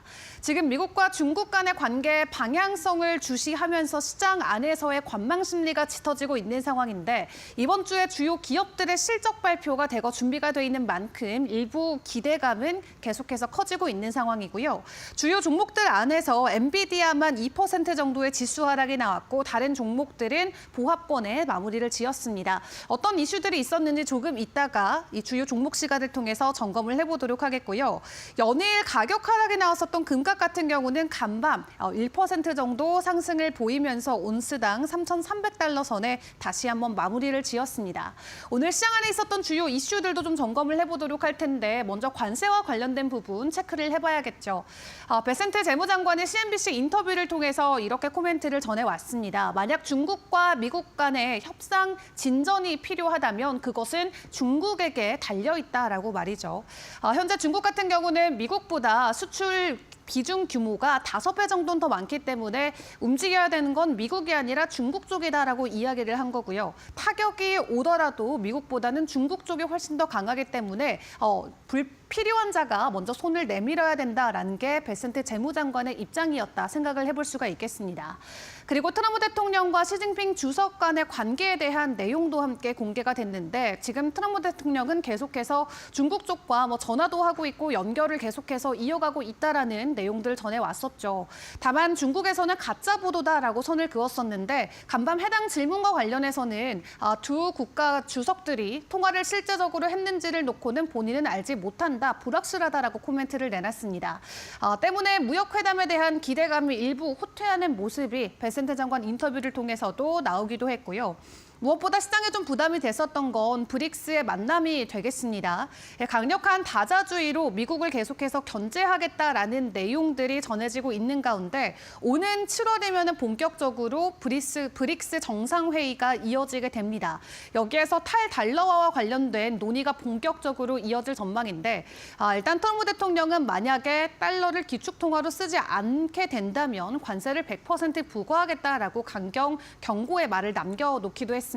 그럼에도 불구하고 브릭스 국가들은 7월에 열리는 정상회의를 통해서 어떻게 하면 달러에서 우리가 탈피할 수 있을지를 놓고 논의를 이어간다라고 하기 때문에 해당 기간을 놓고의 변동성 계속해서 나올 수 있다는 점도 주의를 해보시는 게 좋을 것 같습니다.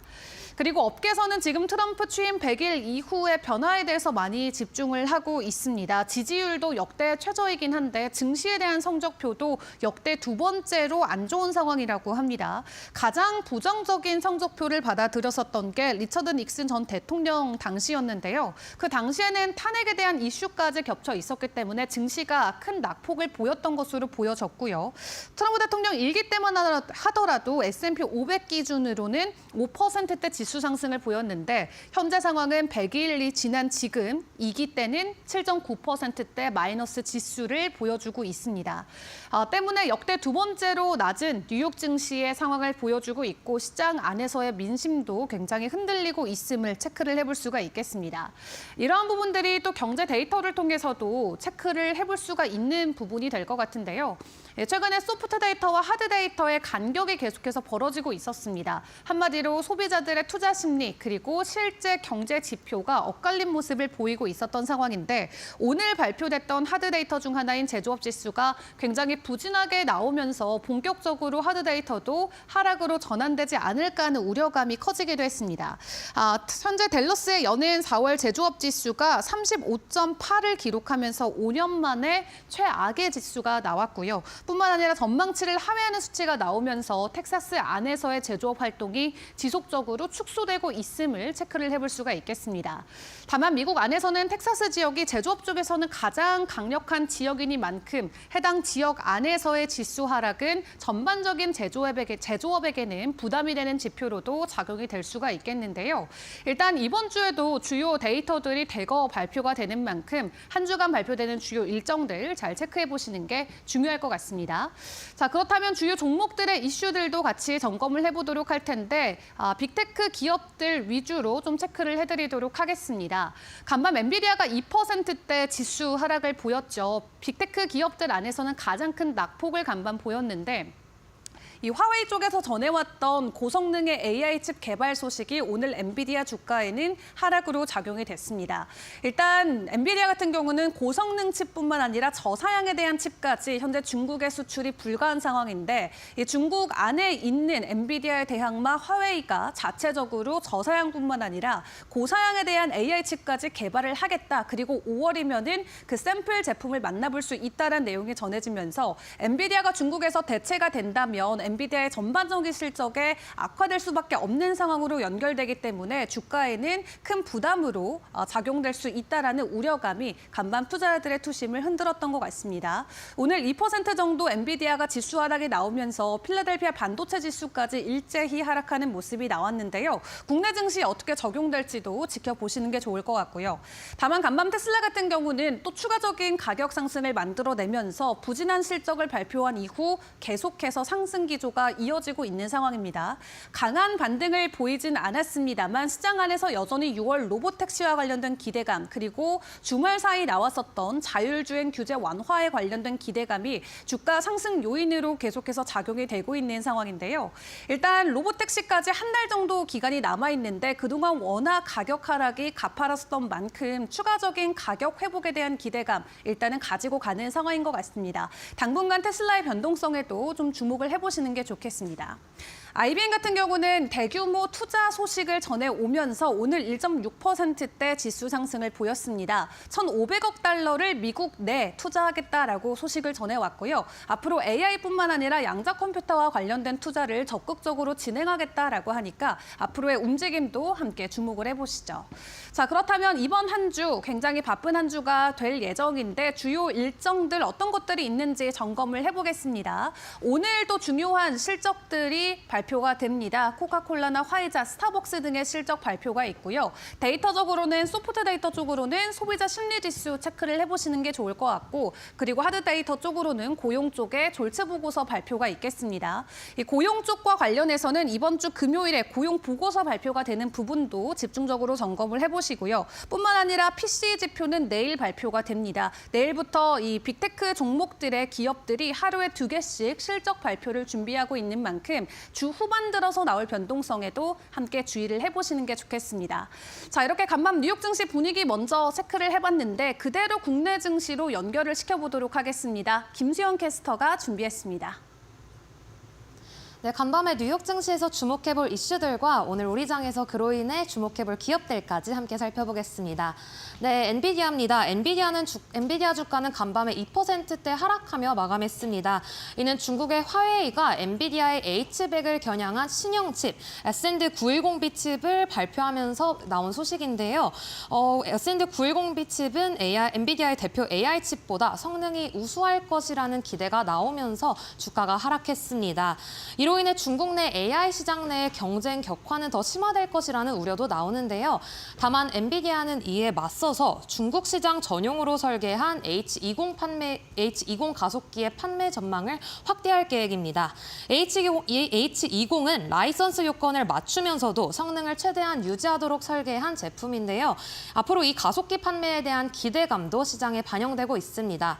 이런 엔비디아 소식 오늘 우리 장에서는 어떤 기업들이 영향받을지 함께 살펴보겠습니다. 보겠습니다. MDS테크는 엔비디아와 AI와 자율주행 파트너를 맺은 기업이고요.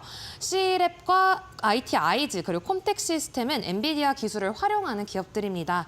그리고 그중에서도 이수 페타 시스템, 엔비디아의 서버와 GPU에 들어가는 고급 PCB를 공급하는 회사들로 이 기업들 모두 오늘 엔비디아와 같이 함께 보시면 좋을 것 같습니다. 네, 다음으로 IBM 넘어가겠습니다. IBM은 월요일에 미국 내에서 양자 컴퓨터를 직접 구축하겠다고 밝혔습니다. 그렇게 발표하면서 미국에 1,500달러를 투자하겠다고 발표했는데요. 그중에서도 300억 달러 이상은 메인프레임 시스템과 양자 컴퓨팅 분야의 연구 개발에 직접 투자하겠다고 밝혔습니다. 그로 인해서 오늘 우리나라 양자 컴퓨팅 관련 기업들 가지고 왔는데요. 드림 시큐리티, 코이버, 엑스게이트, 우리기술, 그리고 QSI 모두 복잡한 컴퓨터 관련 기술 개발에 투자하고 있는 기업들로 오늘 이렇게 양자 컴퓨팅 기업 IBM과 함께 보시면 좋을 것 같습니다. 네, 다음으로 스트래티지로 넘어가겠습니다. 스트래티지는 월요일에 15,000개 이상의 비트코인을 추가 매입했습니다. 그리고 앞으로도 비트코인에 대한 투자를 확대하겠다고 밝혔는데요. 그로 인해서 비트코인에 대한 긍정적인 전망을 보이면서 오늘 우리나라에서도 비트코인 관련 주식들 가지고 왔습니다. 우리기술투자와 AT넘인베스트는 가상자산 관련 기업에 투자를 하고 있는 기업이고요. 그리고 비덴트는 빗썸의 지분을 보유하고 있기 때문에 비트코인 시장 변동에 민감하게 반응할 수밖에 없는 기업입니다. 그리고 위지트는 비덴트와 지분 관계를 갖고 있기 때문에 오늘 비트코인과 관련해서 이 5기업 모두 함께 보시면 좋을 것 같습니다. 그럼 보잉으로 넘어가겠습니다. 최근 보잉은 과거에 분사했던 공급업체 스피릿 에어로 시스템즈를 다시 인수하려는 움직임을 보이고 있습니다. 이 과정을 더 쉽게 설명하면 스피릿이 보유한 해외 생산시설 일부는 에어버스에 인수를 하고 보잉은 미국 내 핵심 사업만 골라서 인수하겠다는 계획인데요. 에어버스는 이를 자산을 넘겨받는 대가로 약 4억 달러를 지급받기로 했습니다. 이런 소식이 전해지자 보잉과 스피릿 에어로 시스템즈 그리고 에어버스 모두 어제 간밤에 장중 상승하면서 장을 마감했는데요. 이와 관련돼서 보잉과 관련된 주식들 함께 보겠습니다. 네, 한국항공우주는 보잉과 협력하여 항공기 부품을 생산하고 있고요. 대한항공은 보잉의 여객기를 운용하고 있기 때문에 오늘 보잉과 관련해서 이 2기업 더 집중해서 보시면 좋을 것 같습니다. 네, 다음으로는 리제네론 파마슈티컬스 제약회사로 넘어가겠습니다. 네, 자사의 다발성 골수종 치료제인 리노자이픽이 이후에 조건부 판매 승인을 획득하면서 어제 장중 상승 마감했습니다. 비슷하게 우리나라에서도 골수종 치료제를 개발하고 있는 회사들 가지고 왔는데요. 박셀바이오, 보령, 그리고 셀트리온, 종근단, 광동제약도 모두 골수종 치료제 연구를 하고 있다고 합니다. 오늘 같이 보시면 좋을 것 같습니다. 네, 마지막으로 중국 전기차 업체 니오 보겠습니다. 니오가 최근 주목을 많이 받고 있는데요. 시티은행은 니오가 30일 동안 주가 상승을 이끌 수 있는 촉매제를 갖춘 회사라고 밝혔습니다. 구체적으로는 니오가 신차에 대한 빠른 시기에 신차를 출시할 가능성이 있다고 언급을 했는데요. 이러한 기대감이 반영되면서 니오를 포함한 중국 전기차 모두 5%대 상승하며 주식 마감했습니다. 이와 관련돼서 오늘 니오 관련 주식들 살펴볼 텐데요. 그중에서도 에코프로비엠은 니오를 포함한 글로벌 전기차 업체들과 협력 중이며 전기차 배터리에 들어가는 부품을 공급 중인 업체로 오늘 에코프로비엠 특히나 더 보시면 좋을 것 같습니다. 네, 이렇게 해서 어제 간밤 뉴욕 증시에서 주목해볼 이슈들과 그로 인해 오늘 국내장에서 주목해볼 기업들까지 함께 살펴봤습니다.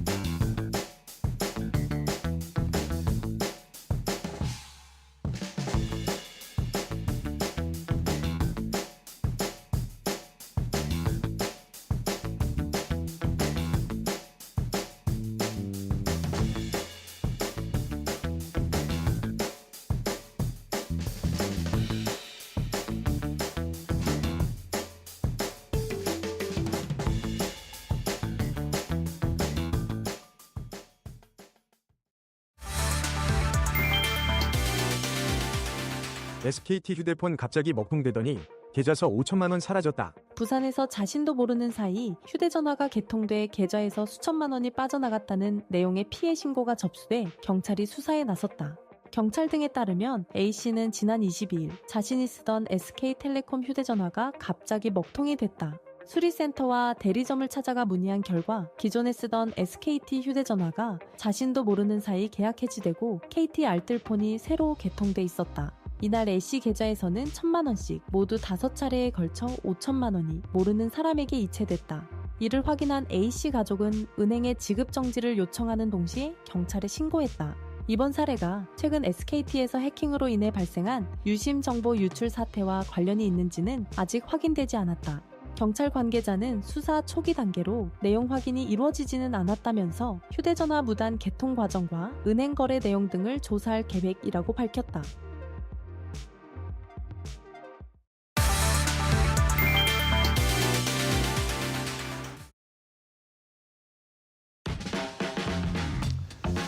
네, 여러분 편하게 잘 쉬셨습니까? 4월 29일 화요일입니다. 오늘 이데일리 신문 어떤 내용들이 있는지 브리핑 시작을 해보죠. 네, 오늘 톱기사는 반도체 얘기입니다. 그리고 이재명 민주당 더불어민주당 대통령 후보 확정이 됐죠. 이 얘기가 되고요. 민주당의 대선 후보로 공식 확정되고 난 첫날 이재명 후보의 행선지 첫 번째는 현충원이었습니다. 그리고 두 번째가 이제 이천 SK 하이닉스 캠퍼스였고요. 이 두 가지가 상당히 좀 함의가 있습니다. 첫 번째, 어제 현충원을 방문해서 전직 대통령들 두루 이렇게 참배를 했던 거는 이게 이제 과거에 뭐 진보 쪽이냐 뭐 보수 쪽이냐 관계없이 다 방문을 했습니다. 그 참배를 했습니다. 그러니까 그 얘기는 뭐냐면 통합이죠. 이재명 후보가 그제죠.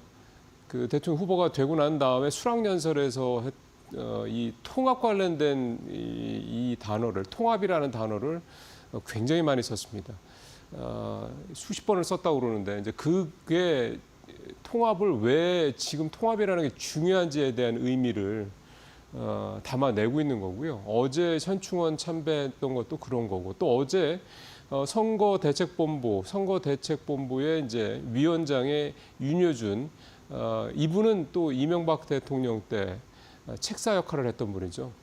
정통 보수 쪽 진영에 있는 분인데 이분을 또 선거대책본부장으로 영입을 했습니다. 선거대책위원장. 그러니까 보통 이제 외부에서 한 사람 수여를 하고 내부에서 당에서 한 사람을 하는 식인데 외부에서는 윤여준 전 그 위원장이 했고 내부에서는 이제 박찬대 지금 대표 대행이죠. 이 두 사람이 이제 투톱으로 이재명 후보의 선거대책본부를 이끄는 투톱이 됐습니다. 이제 그거에서도 이제 이 통합의 의지. 그러니까 지금 대한민국은 진보니 보수니 이런 얘기할 상황이 아니다. 지금은 정말 위기고 엄중한 시기다. 이렇게 얘기를 했습니다. 그래서 일각에서는 이재명 후보의 현재 이런 모습들을 과거 김대중 대통령이 DJP 연합, 즉 DJ, 그다음에 JP, 그다음에 박태준이 TJ 이 세 사람의 연합과 같은 의미로 해석을 하는 사람도 있습니다. 그때처럼 이재명 후보가 대한민국의 상황을 엄중한 상황으로 보고 있고 그래서 지금은 이런 소위 말하는 이데올로기나 계파, 뭐 진영 이런 거에서 벗어나서 온전히 대한민국을 하나의 어떤 팀으로 통합을 해서 가는 게 위기의 극복의 최대 어떤 이유다 이렇게 해석을 하고 있다 이런 해석도 나오고 있습니다. 그리고 두 번째 간대가 SK하이닉스 이천 캠퍼스입니다. 보통 삼성전자를 갈 텐데 이천 SK를 간 하이닉스를 방문한 것도 또 굉장히 의미가 있겠지만 어쨌든 삼성전자는 지난번에 이재명 후보가 대표 시절이죠. 삼성을 이제 수원을 방문을 해서 얘기를 좀 했었죠. 그때 이미 이제 어느 정도 얘기가 됐었다라는 얘기도 좀 뭐 나오고 있긴 합니다만 어쨌든 어제는 이제 첫 기업 방문으로서 SK하이닉스를 방문했고요. 거기에서 보시는 것처럼 반도체가 우리의 미래다. 특별법 신속하게 제정하고 파격 세제 혜택하겠다 이렇게 얘기를 했습니다. 특별법이나 파격 세제 이거는 사실은 뭐 새로운 얘기는 아닙니다. 근데 제가 주목하는 거는 반도체가 우리의 미래다라고 얘기를 한 부분인데요. 그러니까 반도체가 우리의 미래다라는 얘기도 사실 어떻게 보면 별로 새로운 얘기는 아닌데 이재명 후보의 이 반도체가 우리의 미래다라고 얘기를 하면서 했던 얘기 중에 하나가 경제 패권을 이 반도체가 좌우한다라는 얘기를 했습니다. 이제 여기에 이제 의미가 있다고 보는 거고요. 그러니까 단순히 반도체가 대한민국의 최대 주력 산업이고 반도체가 잘못되면 대한민국 망하고 뭐 이런 식의 접근 방식이 아니라는 거죠. 굉장히 전략적인 접근을 하고 있다라는 겁니다. 반도체를. 그러니까 그렇게 반도체가 글로벌 경제 패권에서 그렇게 중요한 위치를 차지하는 분야다, 산업이다 이렇게 얘기를 한다고 그러면 사실은 특별법도 그렇고요. 이 세제 혜택 이런 차원으로 끝날 문제가 아닐 겁니다. 우리도 아마 차기 정부에서는 뭐 중국이나 뭐 미국이나 뭐 유럽이나 사는 것처럼 정부의 직접 보조금이 지원될 가능성도 상당히 좀 높고요. 뭐 지금이야 이제 선거 때문에 굳이 그렇게 좀 예민한 문제를 거론하지는 않겠지만 특별법 신속 문제, 특별법 문제도 지금 얘기가 나오고 있는 것보다 훨씬 더 다양한 내용들이 포함될 가능성이 높습니다. 이를테면 지금 노동계에서 굉장히 강하게 반대하고 있는 주 52시간 제한 문제, 이런 모든 문제들이 아마 다 나중에 이제 대선이 끝나고 난 다음에 직접 집권을 하게 되면 이 반도체의 경제 패권을, 이 반도체의 패권을 장악하기 위해서 우리가 해야 될 수 있는 모든 걸 다 아마 때려 넣을 거라 그런 생각이 좀 듭니다. 그래서 어제 이 이재명 후보의 이런 행보 의미를 좀 담아냈고요. 자, 두 번째부터는 좀 짧게 가겠습니다. SKT 앞에서 이제 쇼츠도 나갔습니다만. 결국 이 문제는 신뢰의 문제라고 생각을 합니다. SKT는 2,300만 명 이상의 고객을 확보할 정도로 사실은 과반을 장악하고 있죠. 물론 그 이상을 하고 싶었지만 이제 제한이 걸려서 규제 때문에 하지는 못했습니다만, 그러니까 이렇게 딱 할 수 있는 데까지 다 하고 그 다음부터 이제 회사에 생기는 게 이제 복지부동이죠. 그 다음에 이제 관료주의가 생기게 되는 거고요, 조직 내에. SK텔레콤의 이 성장이 제한되고 있는 것도 아마 그 50% 이상, 그러니까 회사가 더 성장할 수 있는 거를 어쨌든 정부 규제로 제한되고 있다라는, 그러니까 시장의 어떤 논리에 반하는 어떤 그런 것 때문에 이렇게 딱 막혀 있다라는 부분들이 아마 내부적으로 뭔가 그런 어떤 긴장감, 텐션 같은 것들을 아마 위축시키는 이유였을 거라는 생각도 합니다. 이건 근데 오래된 얘기고요. 어쨌든 이번에 이렇게 사고가 나면서 A 이번에 한번 바꿔야 되겠다. 제목에도 나오죠. 이참에 갈아타자라고 하는 번호 이동이 늘고 있습니다. 이게 보니까요. 1665명이 26일 날 하루에 옮겼거든요. 뭐 2,300만 명인데 1,665명이 뭘 의미가 있어라고 생각할 수가 있긴 한데요. 사실은 이게 평소에 한 100명 정도 된다고 합니다. 이 움직이는 사람들이, 갈아타는 사람들이. 그러니까 그에 비하면 평소 대비 20배라는 거고요. 보니까 KT로 갈아타는 사람보다는 LG U+로 갈아타는 사람들이 많더라고요. 그러니까 중요한 거는 이제 몇 명이 갈아타느냐, 그리고 이게 뭐 몇만 명 안 그칠 수도 있죠. 근데 중요한 거는 신뢰라는 겁니다. 이 SK텔레콤이 이번 사태를 좀 현재 대하는 자세를 보면 그러니까 뭐랄까요, 정말 긴장감을 가지고 위기의식을 가지고 그렇게 대하는 것 같다라는 생각을 별로 이렇게 안 드는 것 같습니다. 뭐 저만 그런 건 아닌 것 같습니다. 어쨌든 그러다 보니까 어쨌든 SK텔레콤이 이번 사건을 가지고 뭔가 좀 최근 SK가 여러 가지로 좀 개혁을 좀 하고 구조 개편도 좀 하고 있지 않습니까? 배터리를 살리기 위해서 등등등. 뭐 그런 부분들에 있어서 좀 약간 회사에서 돈을 사실 늘 가장 많이 벌어다주는 캐시카우이긴 한데 너무 그냥 항상 잘 버니까 뭐 쟤는 뭐 그냥 신경 안 써도 돼, 이런 식의 위치에 있던 회사가 SK텔레콤일 수도 있는데요. 지금 AI 시대를 맞아서 또 이런 사태까지 벌어지고 하면서 뭔가 SK텔레콤 또 SK그룹이 좀 생각을 좀 달리할 수 있는 그런 계기가 됐으면 하는 생각도 좀 가져봅니다. 세 번째 얘기는 대한항공 얘기입니다. 지난번에 이제 아시는 것처럼 아시아나항공 이 인수 작업 끝났죠. 그래서 이제 대한항공의 아시아나자 인수를 이제 확정을 했다. 이제 모든 작업이 마무리됐다는 얘기는 뭐냐면 국내 이제 여객 수요, 여객 이 시장을 이제 사실은 다 장악을 했다, 이렇게 보시면 됩니다. 그 다음에 또 하나가, 근데 이렇게 되면 이제 그 다음에 앞서 SK텔레콤 얘기도 잠깐 드렸습니다. 이제 텐션이 좀 흔들리죠. 이제 긴장감이 떨어지게 됩니다. 근데 대한항공은 일단 이 상황을 신성장 산업을 찾는 걸로 좀 이 텐션을 유지하고 더 높여 가려고 하는 모양입니다. 이거는 조원태 회장이 잘 하는 거라고 봐야 되는 거죠. 그 분야는 이제 항공 우주 쪽인데요.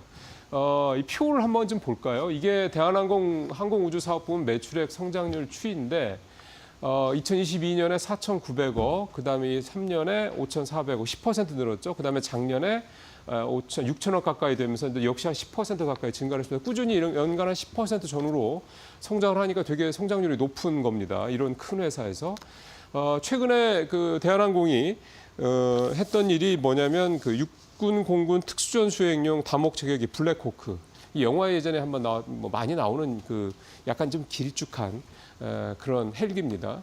이 블랙호크 헬기 개량 사업 우수 협상대사로 선정이 됐는데 이게 사업 규모가 9,600억에 달합니다. 거의 1조짜리 사업이니까 굉장히 큰 사업이죠. 이걸 비롯해서 앞에 표수 잠깐 보셨습니다만 이미 대한항공은 1975년도에 항공우주사업본부를 만든 이후에 군용기, 헬기, 뭐 생산도 하고 제품 가져와서 미국에서 가져와서 조립도 하고 이런 사업을 오랫동안 해와서 한 30년 정도 노하우를 쌓고 있다고 그럽니까? 사실 이것도 이렇게 노하우하고 이제 기술력, 그다음에 뭐 전문 어떤 인력들이 이렇게 쌓고 있는 데가 드물죠. 그러니까 분명히 이 시장에서도 대한항공에 이렇게 사이즈를 키울 수 있는 여지가 좀 있을 것 같고요. 이제 국내에서는 이런데 이제 해외로 이제 나가야 되는 이런 부분들에 대한 니즈도 좀 당연히 있겠죠. 근데 이제 중요한 거는 요거는 사실은 이제 현재 있는 산업들이고 결국 미래 쪽에 이 항공우주 산업 쪽에서 뭘 할 거냐 이 부분이 중요할 거라는 생각이 듭니다. 그래서 이 드론하고 도심 항공 모빌리티라고 보통 얘기하죠. UAM 이쪽 사업 관련해서 LS 그다음에 항공기 엔진 분야와 관련해서는 두산 에너빌리티 등과 이렇게 합작을 좀 해서 이 사업을 좀 키워가겠다 이렇게 얘기를 하고 있습니다. 어쨌든 여객 쪽이 뭐 사실 부담이 될 수 있습니다. 근데 이쪽에서도 좀 서비스 개선이라든가 이런 부분에 대한 어떤 부분들이 좀 필요할 거고요. 그 다음에 또 전체 파일을 좀 그룹의 파일을 키울 수 있는 새로운 먹거리 이 부분이 좀 어떻게 성장시켜 나갈지 앞으로 좀 좋은 관전 포인트가 될 것 같습니다. 예, 트럼프 100일 됐죠 취임. 방산 조선주는 뛰고 2차 전지주는 내리막길이다. 이 앞에 방산 조선주가 뛸 거라는 거는 사실은 충분히 예상을 했던 거고 2차 전지가 내리막길이라는 거는 예상을 했던 것보다는 조금 더 상태가 좀 좋지 않았죠 결과가. 특히 2차 전지 쪽에 그 공매도 또 엄청나게 좀 몰리고 있어서 지금도 여전히 공매도가 2차 전지 쪽에는 많이 있습니다. 그러다 보니까 이런 부담들이 좀 작용을 해서 2차 전지주는 더 좀 주가가 부담스러운 힘든 그런 모습입니다. 공매도가 사실 이렇게 잔고가 많이 쌓여 있는 것도 결국은 그만큼 이제 공매도라는 게 주가가 떨어질 거라고 보고 이제 주식을 빌리는 거지 않습니까? 결국 그런 것들 때문에 2차 전지주는 여전히 지금 시장에서는 좀 어둡게 보고 있다 이렇게 좀 볼 수가 있겠고요. 표를 한번 좀 볼까요? 뭐 사실은 제가 굳이 말씀 안 드려도 뭐 조선 방산주 굉장히 좀 주가 많이 올랐는데요. 그냥 말씀으로 드리겠습니다. 하나에어로스페이스가 트럼프 취임 이후에 116%, 현대로템이 97%, 그다음에 카이라고 하죠. 한국항공우주도 51% 등등 이렇게 많이 올랐고요. 조선주도 하나오션이 76%, HD 현대마린엔진 37%, 현대미프 29%. 그러니까 물론 방산주가 훨씬 더 세긴 한데 조선주도 50% 전후로 이렇게 주가가 많이 오른 상황들이 나타났습니다. 반면에 2차 전지 관련돼서 SK이노베이션 마이너스 25%, 삼성 SDI 마이너스 19%, 그다음에 SKC는 마이너스 41%. 여기는 유리기판 관련해서 주가가 많이 오르기도 했는데 결국은 실제적으로는 최종적으로는 41% 하락을 했네요. 예, 여러 가지 좀 악재가 있었죠. 뭐 왜 악재들이 있었는지 어떤 악재들인지는 뭐 제가 굳이 말씀을 안 드려도 될 것 같습니다. 어제 하나오션과 관련해서 이제 산업은행에서 이 지분 매각을 위한 수요 예측을 했다라는 그런 이제 기사가 좀 나오면서 하나오션 주가 어제 시간 외에서도 좀 많이 떨어졌더라고요. 이제 이런 부분들이 이제 아무래도 그동안 좀 오른 데 따른 이게 어떻게 보면은 회사의 펀더멘털과 관계없이 이제 그동안의 주가가 많이 올랐고 이런 부분들이 이제 이런 또 어떤 재료가 하나 또 터지면서 이제 영향을 좀 받겠죠. 근데 만약에 하락폭이 뭐 그렇게 막 크지 않다 그러면 그만큼 시장에서 좀 좋게 본다는 얘기고 예를 들어서 하나 에어로스페이스 유상증자 때 이제 사례처럼 될 수도 있다라는 것도 아니면 이게 사실은 계속해서 지금 산업은행이 하나오션의 지분 19.5% 갖고 있거든요. 한 5조 원 정도 현재 가격 대비해서 한 5조 원 정도 되는데 결국은 이제 산업은행은 다 팔겠다라는 이제 얘기입니다. 그러면 이걸 한꺼번에 19.5%를 다 가져갈 때는 없으니까 5조 원짜리를. 그러니까 잘게 쪼개서 팔겠죠. 그럼 계속해서 시장에 물량이 뭐 나올 수도 있다. 또 이게 블록딜 이슈가 계속 나오다 보면 어쨌든 하나오션으로서는 좀 어쨌든 상방에 대한 부분이 조금 갇힐 수 있는 좀 압박을 받을 수 있는 여지도 있다는 점도 좀 감안을 좀 해봐야 되겠습니다. 어떻게 보면 이제 하나오션의 주가가 그 이상 10만 원, 뭐 20만 원 이렇게 올라가기 위해서는 어쨌든 거쳐가야 될 이 물량에 대한 이슈는 거쳐가야 될 과정이라고도 볼 수가 있겠습니다. 하나오션이 또 이런 위기를 또 어떻게 잘 극복을 할지도 한번 봐야 되겠네요. 자, 오늘 뉴스 브리핑 여기서 마치겠습니다.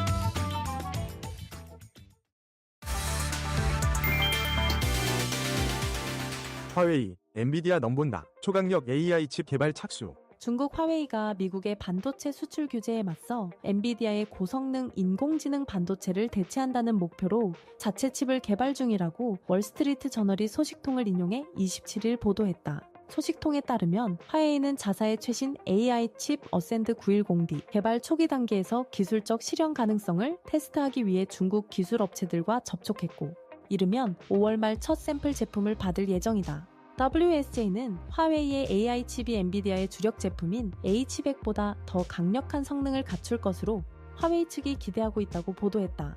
이 같은 움직임은 미국 정부가 지난 수년간 첨단 반도체에 대한 중국의 접근을 막고 있는 데 대한 대응으로 풀이된다.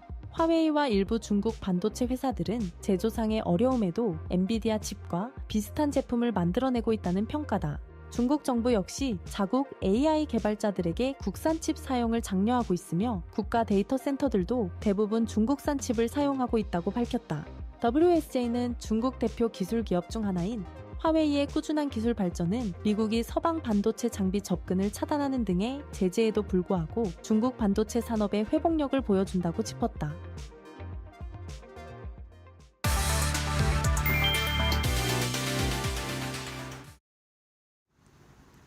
네, 마켓 비하인드로 이어가도록 하겠습니다. 이번 시간에는 이영훈 IM증권 서울금융센터 이사와 이야기 나눠보겠습니다. 이사님 어서 오세요. 네, 안녕하십니까.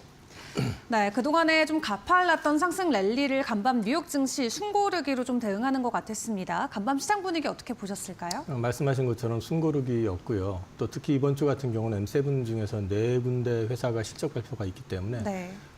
1분기 실적에 대한 노이즈는 그렇게 크지 않을지 모르겠지만 어쨌든 향후 포워드 가이던스에 대한 또 이제 좀 지켜보고 싶은 심리가 좀 강했던 것도 있는 것 같고요. 네.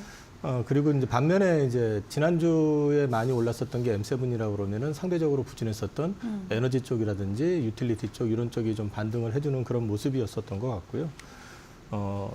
증시 전반의 어떤 기조 자체는 크게 우호적이진 않았지만 베센트 장관이 그래도 미국과 중국과의 어떤 관계, 지금 이런 협상 이런 것들이 오래지 않아서 좀 긍정적인 방향으로 나올 것이다라는 것들이 일단 심리적으로 좀 지수를 지탱시켜준 요인이 아니었나 싶습니다. 알겠습니다. 이번 주에 또 실적뿐만 아니라 사실 주요 지표들 발표까지 좀 있기 때문에 이번 주에 고용 지표나 뭐 PC 데이터까지 다 준비가 돼 있잖아요. 실적보다도 좀 데이터에 더 중점을 둬야 될까요? 지금은 일단 연준에 대한 기대감을 또 키울 수 있는 요인인 또 실제 데이터가 만약에 좀 안 좋게 나오면 기대감을 키울 수 있는데 PC 같은 경우는 안 좋게 나온다는 얘기는 높게 나온다는 얘기이기 때문에 그건 네. 또 반대적인 작용이 될 수 있잖아요. 그래서 PC에 대한 부분들은 시장이 기대하는 거는 좀 낮게 나오길 바랄 것이고 고용 네. 데이터라든지 이제 이런 것들은 이제 좀 안 좋게 나와야지 연준이 좀 움직임이 빨라지지 않겠냐 이런 기대감을 좀 가질 수도 있을 것 같다. 역으로 볼 땐 그렇고요. 네. 근데 지금 여전히 사실은 이런 걸 떠나가지고 증시를 짓누르고 있는 거는 결국 관세 이슈잖아요. 그래서 이제 이 부분에 대한 뉴스라든지 이런 것들이 계속적으로 노이즈가 될 가능성이 높고 오늘 아침 기사를 보니까 네. 트럼프 대통령을 설득하기 위해 가지고 백악관 참모들이 아부성 발언과 곁들여가지고 그 매파들이 없는 자리에서 계속해가지고 이제 설득을 하고 있다는 기사도 났었고 또 트럼프 대통령은 어떠한 상황에서 주가라든지 이런 것들이 자기의 관세와 관련된 부분에 있어서는 협상의 대상이 될 수 없다라는 또 발언도 했다고 하더라고요, 여전히. 네. 그래서 이제 앞으로도 여전히 또 트럼프 이슈가 지속될 가능성이 높다라고 보셔야 될 것 같습니다.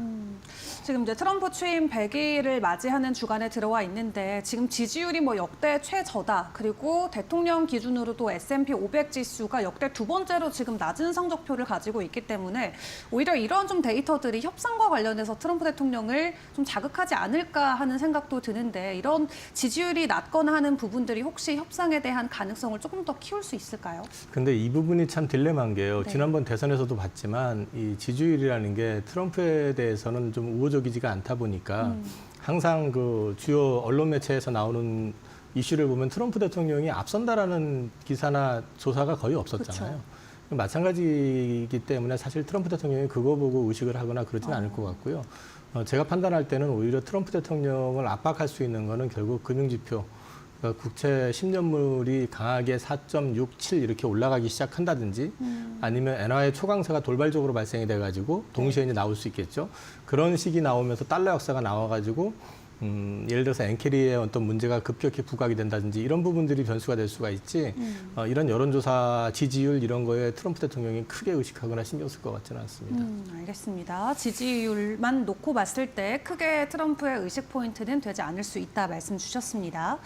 자, 그렇다면은 이번 한 주 좀 우리가 집중적으로 봐야 되는 이슈들과 시장 안에서 화제되고 있는 업종의 이야기들로 넘어가 보도록 할 텐데요. 주말 사이 미국에서 자율주행 좀 규제 완화를 풀어주면서 국내 증시 안에서도 뭐 2차 전지나 전기차 업종에 대한 기대감을 같이 키워가고 있습니다. 테슬라는 실적 발표 이후 연일 지금 가격 상승을 보여주고 있는 상황인데 2차 전지 자체에게 기회가 될 수 있는 긍정적인 소식이 될까요? 제가 테슬라 지난주에 실적 전망하면서 네. 지켜봐야 될 부분들이 결국 전기차 판매량 자체보다는 FSD와 관련된 일정이라든지 이런 게 네. 되게 중요할 것이다라고 말씀을 드렸고요. 공교롭게도 지난주 후반에 그것과 관련해가지고 규제 완화 이슈들이 나오면서 주가가 네. 급등을 한 거거든요. 근데 사실 그 주가가 급등을 하니까 어저께 2차 전지 주식들이 장 초반에 좀 급반등을 하는 모습이 나왔었어요. 그런데 그게 이어지질 못하고 다시 재차 하락하는 모습이 나왔는데 네. 사실 지금 그 테슬라의 주가 상승은 전기차하고는 직결되어 있다고 보긴 좀 어렵습니다. 역시 FSD와 관련되어 있는 문제가 가장 커 보이고요. 그 다음에 이제 테슬라가 반등을 하면 2차 전지의 어떤 센티에는 긍정적일 수가 있긴 한데 네. 그것보다는 전기차 판매량의 증가라든지 우리나라 2차 전지 업체들의 어떤 주요 수주라든지 또는 이제 미국 내에서의 어떤 전기차 확장과 관련되어 있는 뉴스라든지 이런 것들이 좀 중요할 수 있을 것 같고요.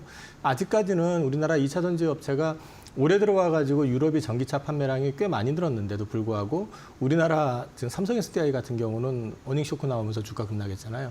그럼 유로존 쪽에서 우리나라 배터리 판매가 굉장히 부진하다는 얘기인 거고 지금 실제로 보면은 그 미국 같은 경우는 이제 중국의 그 배터리가 진입할 수 있는 장벽을 굉장히 많이 세워놨기 때문에 진입을 못하게끔 세워놨기 때문에 이제 앞으로 미국에서의 플러스 알파는 좀 나올 수 있을 것 같기는 해요. 근데 그 속도가 어느 정도일 것이냐가 오히려 2차 전지 주가의 어떤 성장의 그림이라든지 아니면 주가 반등의 트리거가 될 수 있지 테슬라만 가지고는 좀 그 일회적인 어떤 흐름은 될 수 있을지 모르겠지만 추세적인 흐름을 타기는 조금 노이즈가 있을 것 같습니다. 전반적인 추세까지 이어지기는 조금 어려울 수 있다 말씀을 주셨습니다.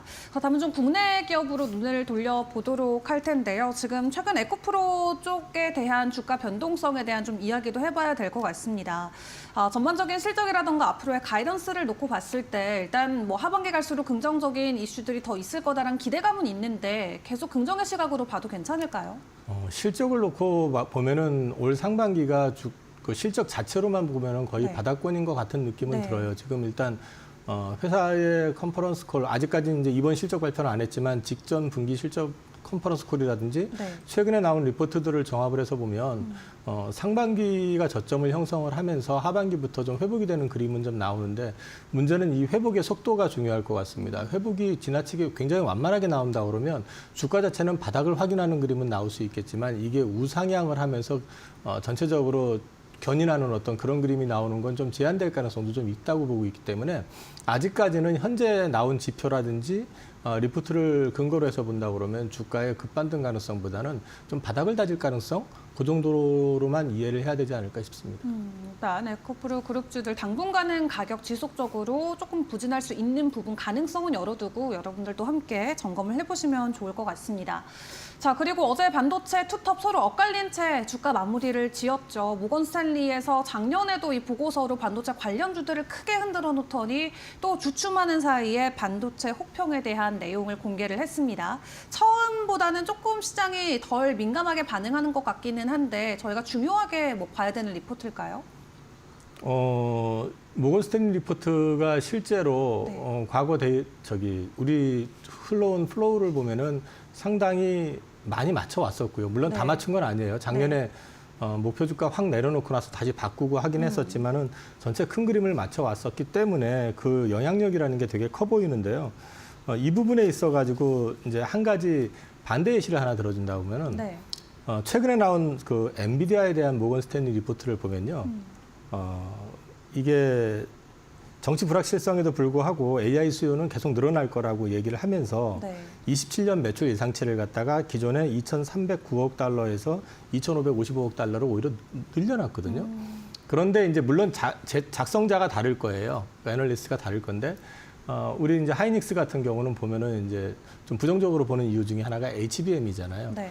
그럼 엔비디아의 칩이 엔비디아의 그 가속기가 판매량이 느는데 HBM이 줄어들 이유는 없잖아요. 사실은 그 하우스 내에서 이제 애널리스트 간의 뷰 차이긴 하지만 그렇죠. 어떻게 보면 우리한테만 너무 좀 가혹한 잣대를 들이대고 있는 거 아니냐 그런 생각도 살짝 들고요.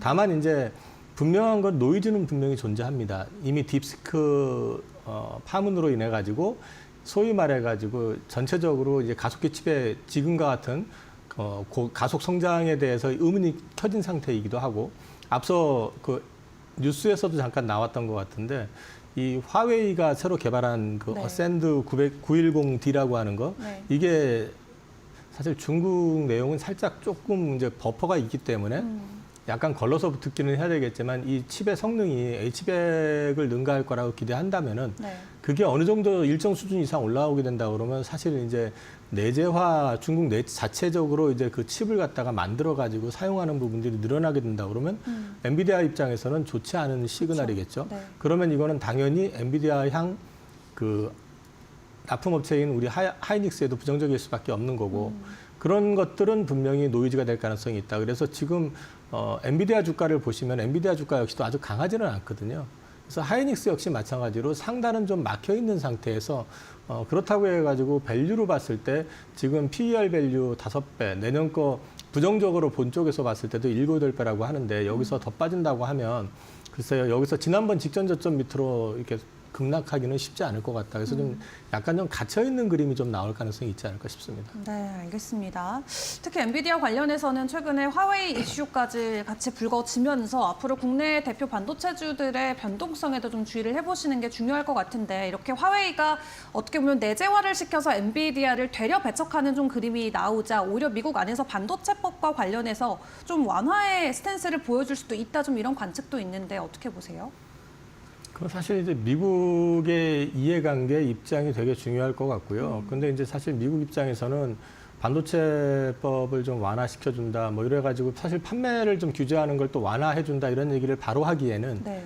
지금 실제 성과가 없는 상황이잖아요. 그러니까 이제 문제는 근데 그거를 갖다 규제를 강화했을 경우에는 엔비디아가 이제 데미지를 좀 받을 수밖에 없고 그런 것들이 결과적으로 봤을 때 전체적인 어떤 그림을 네. 부정적으로 묘사할 가능성이 높다라는 점. 그다음에 지금 최근에 보면은 반도체는 아직 품목관세 지정이 안 돼 있잖아요. 그거 안 하는 이유가 결국은 그걸 지정을 했을 때 가장 큰 데미지를 누가 입냐? 그럼 미국의 빅7 주식들이 다 입게 되는 거거든요. 네. 그런 것까지 고려가 됐기 때문에 반도체와 관련된 부분에 있어가지고는 중국 규제는 분명히 하고 싶은데 자체적으로 자기네들 국가의 주요 기업들이 타격을 입는 걸 또 원치 않는 네. 그런 약간 이중적인 모순에 지금 봉착이 돼 있는 상태이기 때문에 좀 이거는 생각하는 것처럼 아주 심할 것 같지도 않고 그렇다고 해가지고 갑자기 확 풀어줄 것 같지도 않고 그 중간 어디에서 지금 형성되지 않을까 싶습니다. 알겠습니다. 규제 관련해서도 일단 계속 지켜보시면서 대응 전략 세우는 게 중요할 것 같습니다.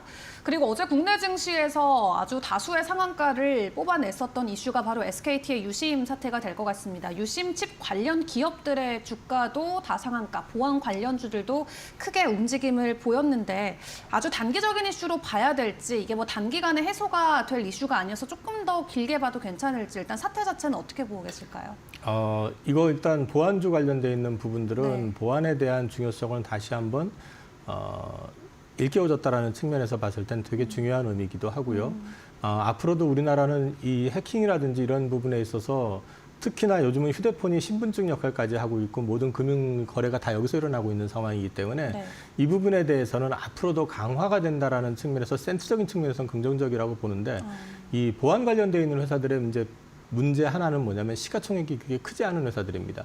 주가 급등락이 굉장히 심할 수밖에 없어요. 네. 그러면 이 주식을 갖다가 여기서 추격해서 사야 되느냐 하는 부분을 놓고 얘기를 한다고 그러면 앞으로 투자가 늘어나기 때문에 좋아질 거다라고 기대를 한다고 그러면 예를 들어서 지금 유심 관련된 문제가 생겼다고 하면은 유심을 교체하는 수요가 있을 거 아니에요. 네. 근데 그 수요의 확장성을 놓고 봤었을 때 이게 정말 시장을 뒤집을 정도의 엄청 큰 성장이 이어진다라고 볼 수 있냐라는 거죠. 그건 아니라는 거죠. 물론 실적은 좋아질 거고요. 네. 기존보다 확실히 수요가 늘어날 테니까. 네. 그래서 저는 이런 부분들 같은 경우는 저 같은 경우는 사실 이런 단기 이슈적인 어떤 흐름에 의해 가지고 주가 급등하는 거에 대해서는 저는 개인적으로는 투자를 거의 안 하고 있기 때문에 이거는 그냥 보유자의 영역으로 보셔야 될 것 같고요. 물론 뭐 공격적으로 투자하시겠다 하시는 분들이야 뭐 어쩔 수 없는 상황이긴 하겠지만은 하시더라도 이 변동에 대해서는 굉장히 예민하게 대응을 하셔야지 올라가는 것만 바라보시다간 결국 가가지고 정점에서 얻어맞으면 이게 상당히 오랜 기간 힘들어질 수 있거든요. 네. 전체적으로 이쪽 관련되어 있는 주식들 차트를 한번 보시면은 이번에는 급등하는 그림이 나오지만 그 앞을 쫙 훑어서 보시면 생각보다 굉장히 흐름 자체가 바닥에서 이렇게 움직이는 그런 그림이었었기 때문에 이제 전체적인 그림을 좀 같이 고려를 하셔서 판단하시라. 그리고 갖고 계신 분들이라고 그러면 최대한 비쌀 때까지 기다려 보시고 네. 거기에서 한번 팔아보시는 전략은 괜찮을 것 같습니다. 어쩌면 보유자의 영역이다라고 좀 평가를 해주셨는데 그렇다면 SKT 자체만 놓고 봤을 때 어쨌든 가입자들이 계속해서 이탈하는 현상이 이어지게 된다고 가정한다면 이 SKT 자체에 대한 펀더먼털이 좀 불안해지지 않을까 하는 우려감도 있을 것 같거든요. 기업 자체 이슈는 괜찮을까요? 사실 그 기업 자체 이슈를 떠나가지고 여기서 가장 큰 피해자는 가입자들입니다.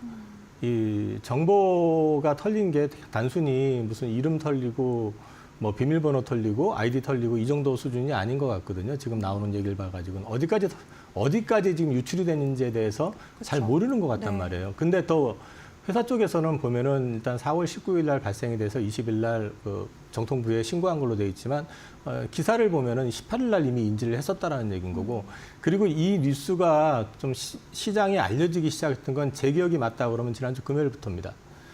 그런데 지금 사실 18일, 20일, 19일 이렇다고 그러면은 그 훨씬 전이잖아요. 네.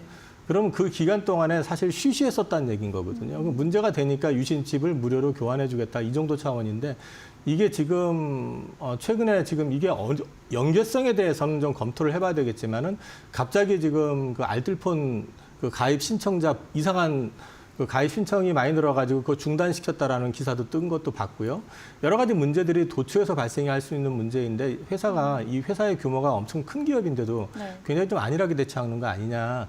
결국 가가지고는 이런 데 있어가지고 신뢰를 얻으려고 그러면은 소비자의 그 권익을 최우선으로 해줘야 된다라는 얘기거든요. 네. 그래서 그런 부분에 있어서 봤을 때는 사실 주가 저 정도 빠진 것보다는 더 빠져야지 정상 아닌가 싶습니다. 이거는 사실 증시에서도 이런 부분들에 대해서 불신을 가져다 준 거에 대해서는 책임을 물어야 된다고 생각을 하거든요. 네. SK텔레콤 입장에서는 지금이라도 최선의 방법을 찾으셔야 될 것 같고요. 어저께 유심 교체와 관련해서 신청하라고 그러는데 신청이 거의 안 돼요. 네. 그 유심 보호 신청해보라고 그러면 들어가 보시면 그것도 역시 계속 뱅글뱅글 돌기만 하고 안 되는 상황이거든요. 이건 사실 소비자들을 더 불안하게 만드는 거잖아요. 이런 부분들에 대해서 초동 대처가 너무 미진한 걸 떠나가지고 실망스러웠다. 이제 그런 부분들을 좀 감안을 해서 이 주식에 대해서는 저 같은 경우는 이렇게 한번 실망을 준 기업들 같은 경우는 투자를 안 합니다. 네. 한번 돌아선 투자자들의 마음을 돌리기 쉽지 않은 상황으로 이어질 수 있다 설명을 주셨습니다. 자, 그리고 이렇게 좀 관세 이슈 때문일지 최근에 방산주들의 주가도 계속적으로 좀 가격 방어에 잘 대응을 해주고 있는 상황인데 우리가 그 안에서 또 지켜볼 수 있는 이슈 중에 하나가 바로 이 한수원의 체코 원전 수주가 될 것 같습니다. 단계적인 변동성 조금 기대해봐도 괜찮을까요? 대응을 좀 나서볼까요? 한수원의 원전 수주 이슈만 가지고 지켜보실 건 아니라고 생각을 하고요. 제가 올해 투자할 아이디어가 있는 네. 업종 중에 하나로 제가 원자력을 이미 픽을 해가지고 고객님들한테 말씀을 드려왔고 실제 방송에서도 몇 차례 말씀을 드렸는데요. 네. 올해는 사실 원전 관련해서 본다고 하면은 일단 첫 번째는 전력이 여전히 부족하다라는 거고요. 전력의 안정적인 공급원이라고 할 수 있는 거는 태양광이나 이런 풍력 쪽보다는 오히려 화석연료라든지 원전가 쪽인데 화석연료는 지금 사용을 좀 제한하는 쪽이잖아요. 그럼 원전의 수요는 늘어날 수밖에 없는 거고요. 거기와 덧붙여가지고 데이터 센터 요즘 뭐 축소로 하네 뭐네 말이 많긴 하지만 그래도 여전히 그 부분에 있어가지고는 데이터 센터를 구축하는 데 있어서 SMR의 중요성 같은 것들은 계속 늘어나고 있는 상황이거든요. 그럼 이런 업황 자체가 전체적으로 올라오는 상황이라는 점을 고려해 보신다고 그러면은 원전과 관련돼 있는 주식은 관심을 가져보시는 게 저는 좋다고 생각을 하고 있고요. 근데 이제 한수원을 놓고 우리가 팀 코리아 해가지고 우리가 체코에서 수주를 했다, 어디에서 수주를 했다 이것만 보시지 말라는 측면에서 말씀을 드리는 거고요. 그 다음에 이제 우리나라 같은 경우는 우리나라 이제 원전 관련 업체들 같은 경우 포텐셜이 있을 수 있는 거는 우리나라뿐만 아니라 미국 같은 경우는 실제로 웨스팅하우스 같은 경우는 그 아이디어만 가지고, 그러니까 소위 말해서 그 특허라든지 이런 것만 가지고 있지, 이거를 실제로 제작을 하거나 이런 걸 할 수 있는 그런 밸류체인을 제대로 구축을 못하고 있는 상태거든요. 그래서 우리 같은 경우는 미국과 관련돼 가지고 원전 이슈가 나온다 그러면 우리나라 업체들이 개별적으로도 될 수 있다라는 측면도 같이 생각을 해보실 필요가 있다라는 겁니다. 네. 최근에 CEO 인베스터 데이에서 현대건설에서 그 대표께서 말씀하신 게 원자력과 관련돼 있는 부분만 113번을 언급을 하셨거든요. 그리고 2030년까지 이런 에너지 동력을 통해 가지고 영업이익을 갖다가 영업이익에서 차지하는 비중을 25%까지 올리겠다. 그러면 사실 향후에 현대건설 같은 회사들의 어떤 주력 산업 중에 하나가 결국 원자력과 관련돼 있는 또는 원전과 같은 에너지원 쪽에 투자하는 거, 그다음에 그쪽에 이제 건설하는 쪽 이런 쪽에 이제 관심을 갖고 있다라는 측면에서 놓고 본다고 그러면 원전 관련돼 있는 주식들은 그냥 이런 한수원 또는 뭐 체코 이런 것만 보실 게 아니라 전체적인 어떤 업황을 한번 같이 고려해 보실 필요가 있다 이렇게 말씀드리겠습니다. 알겠습니다. 그리고 또 내일 중요한 방문 일정들이 있습니다. 시장의 변동성이 나올지도 궁금한데요. 미 해군성의 장관도 방문을 하고요. 트럼프 주니어도 방한을 합니다. 어떤 변동성과 이슈들이 부각될지도 미리 전략을 세워보는 게 좋을 것 같은데 어떤 이벤트 기대하고 계실까요? 해군성 장관 방한해가지고 네. 조선소 방문한다라는 건 이미 뉴스화돼 있는 내용이고요. 그거가 또 추가 뉴스가 돼가지고 추가적인 레벨업을 끈다기보다는 그거는 사실 미 해군 프로젝트와 관련돼가지고 이미 시장에서 기대치가 어느 정도씩은 좀 반영이 돼 있잖아요. 그리고 이번에 일단 주요 그 조선주 같은 경우는 삼성중공업을 제약은 다우닝 서프라이즈가 나왔고 거기에 따른 시장 반응이 나왔었고요. 네. 그다음에 또 어저께 같은 경우는 거의 대부분의 회사가 또 대규모 수주가 또 들어온 게 있었고 그러니까 조선주 같은 경우는 전체적인 큰 그림은 여전히 유효하다. 다만 단기적으로 많이 올라 있는 상황에서 이런 것들보다는 오히려 이제 과열을 좀 시키기 위한 어떤 움직임이 나올 가능성이 있다라는 것도 고려하셔야 되고요. 어저께 장마감 후에 아마 산업은행에서 1,300만 주 정도 되는 하나오션 주식 그 블록데일 얘기가 나왔던 것 같아요. 네. 그러면서 나왔던 얘기가 하나오션 지분 갖고 있는 거를 전량을 다 단기적으로 매도할 거다라는 얘기도 나왔었고요. 이런 것들이 오히려 이제 조선주 같은 경우는 좀 단기 과열돼 있었던 부분들을 좀 식혀가면서 기간을 두고 지켜보면 오히려 저가에 매수할 기회를 줄 수도 있다. 네. 이 기간을 두고 지켜본다고 말씀을 드리는 게 하루 이틀 빠졌을 때 보시라는 얘기가 아니고요. 과거 패턴을 보시면 작년 7월 달부터 한번 흐름을 보시면 7월까지 주가가 오르다가 실적 발표 나고 나서 8월, 9월, 10월 내리 빠졌습니다. 그리고 다시 올라가지고 12월까지 올랐다가 1월, 2월, 3월 내리 빠졌고요. 4월 올랐던 거거든요. 이런 것들을 한번 감안을 해보셔서 조선주는 투자를 하실 때 시계열을 좀 길게 보시라는 말씀을 좀 드리고 싶습니다. 네, 알겠습니다. 여러 가지 좀 이야기들 함께 나누어 봤습니다. 오늘 시장에 대한 전반적인 이슈와 전략들 세워봤습니다. 이영훈 이사와 함께했습니다. 수고하셨습니다. 네, 저희 마켓 시그널이 준비한 소식 오늘은 여기까지입니다. 저희는 내일 아침 같은 시간에 다시 찾아뵙고 인사드리도록 하겠습니다. 오늘도 함께해 주신 여러분 고맙습니다.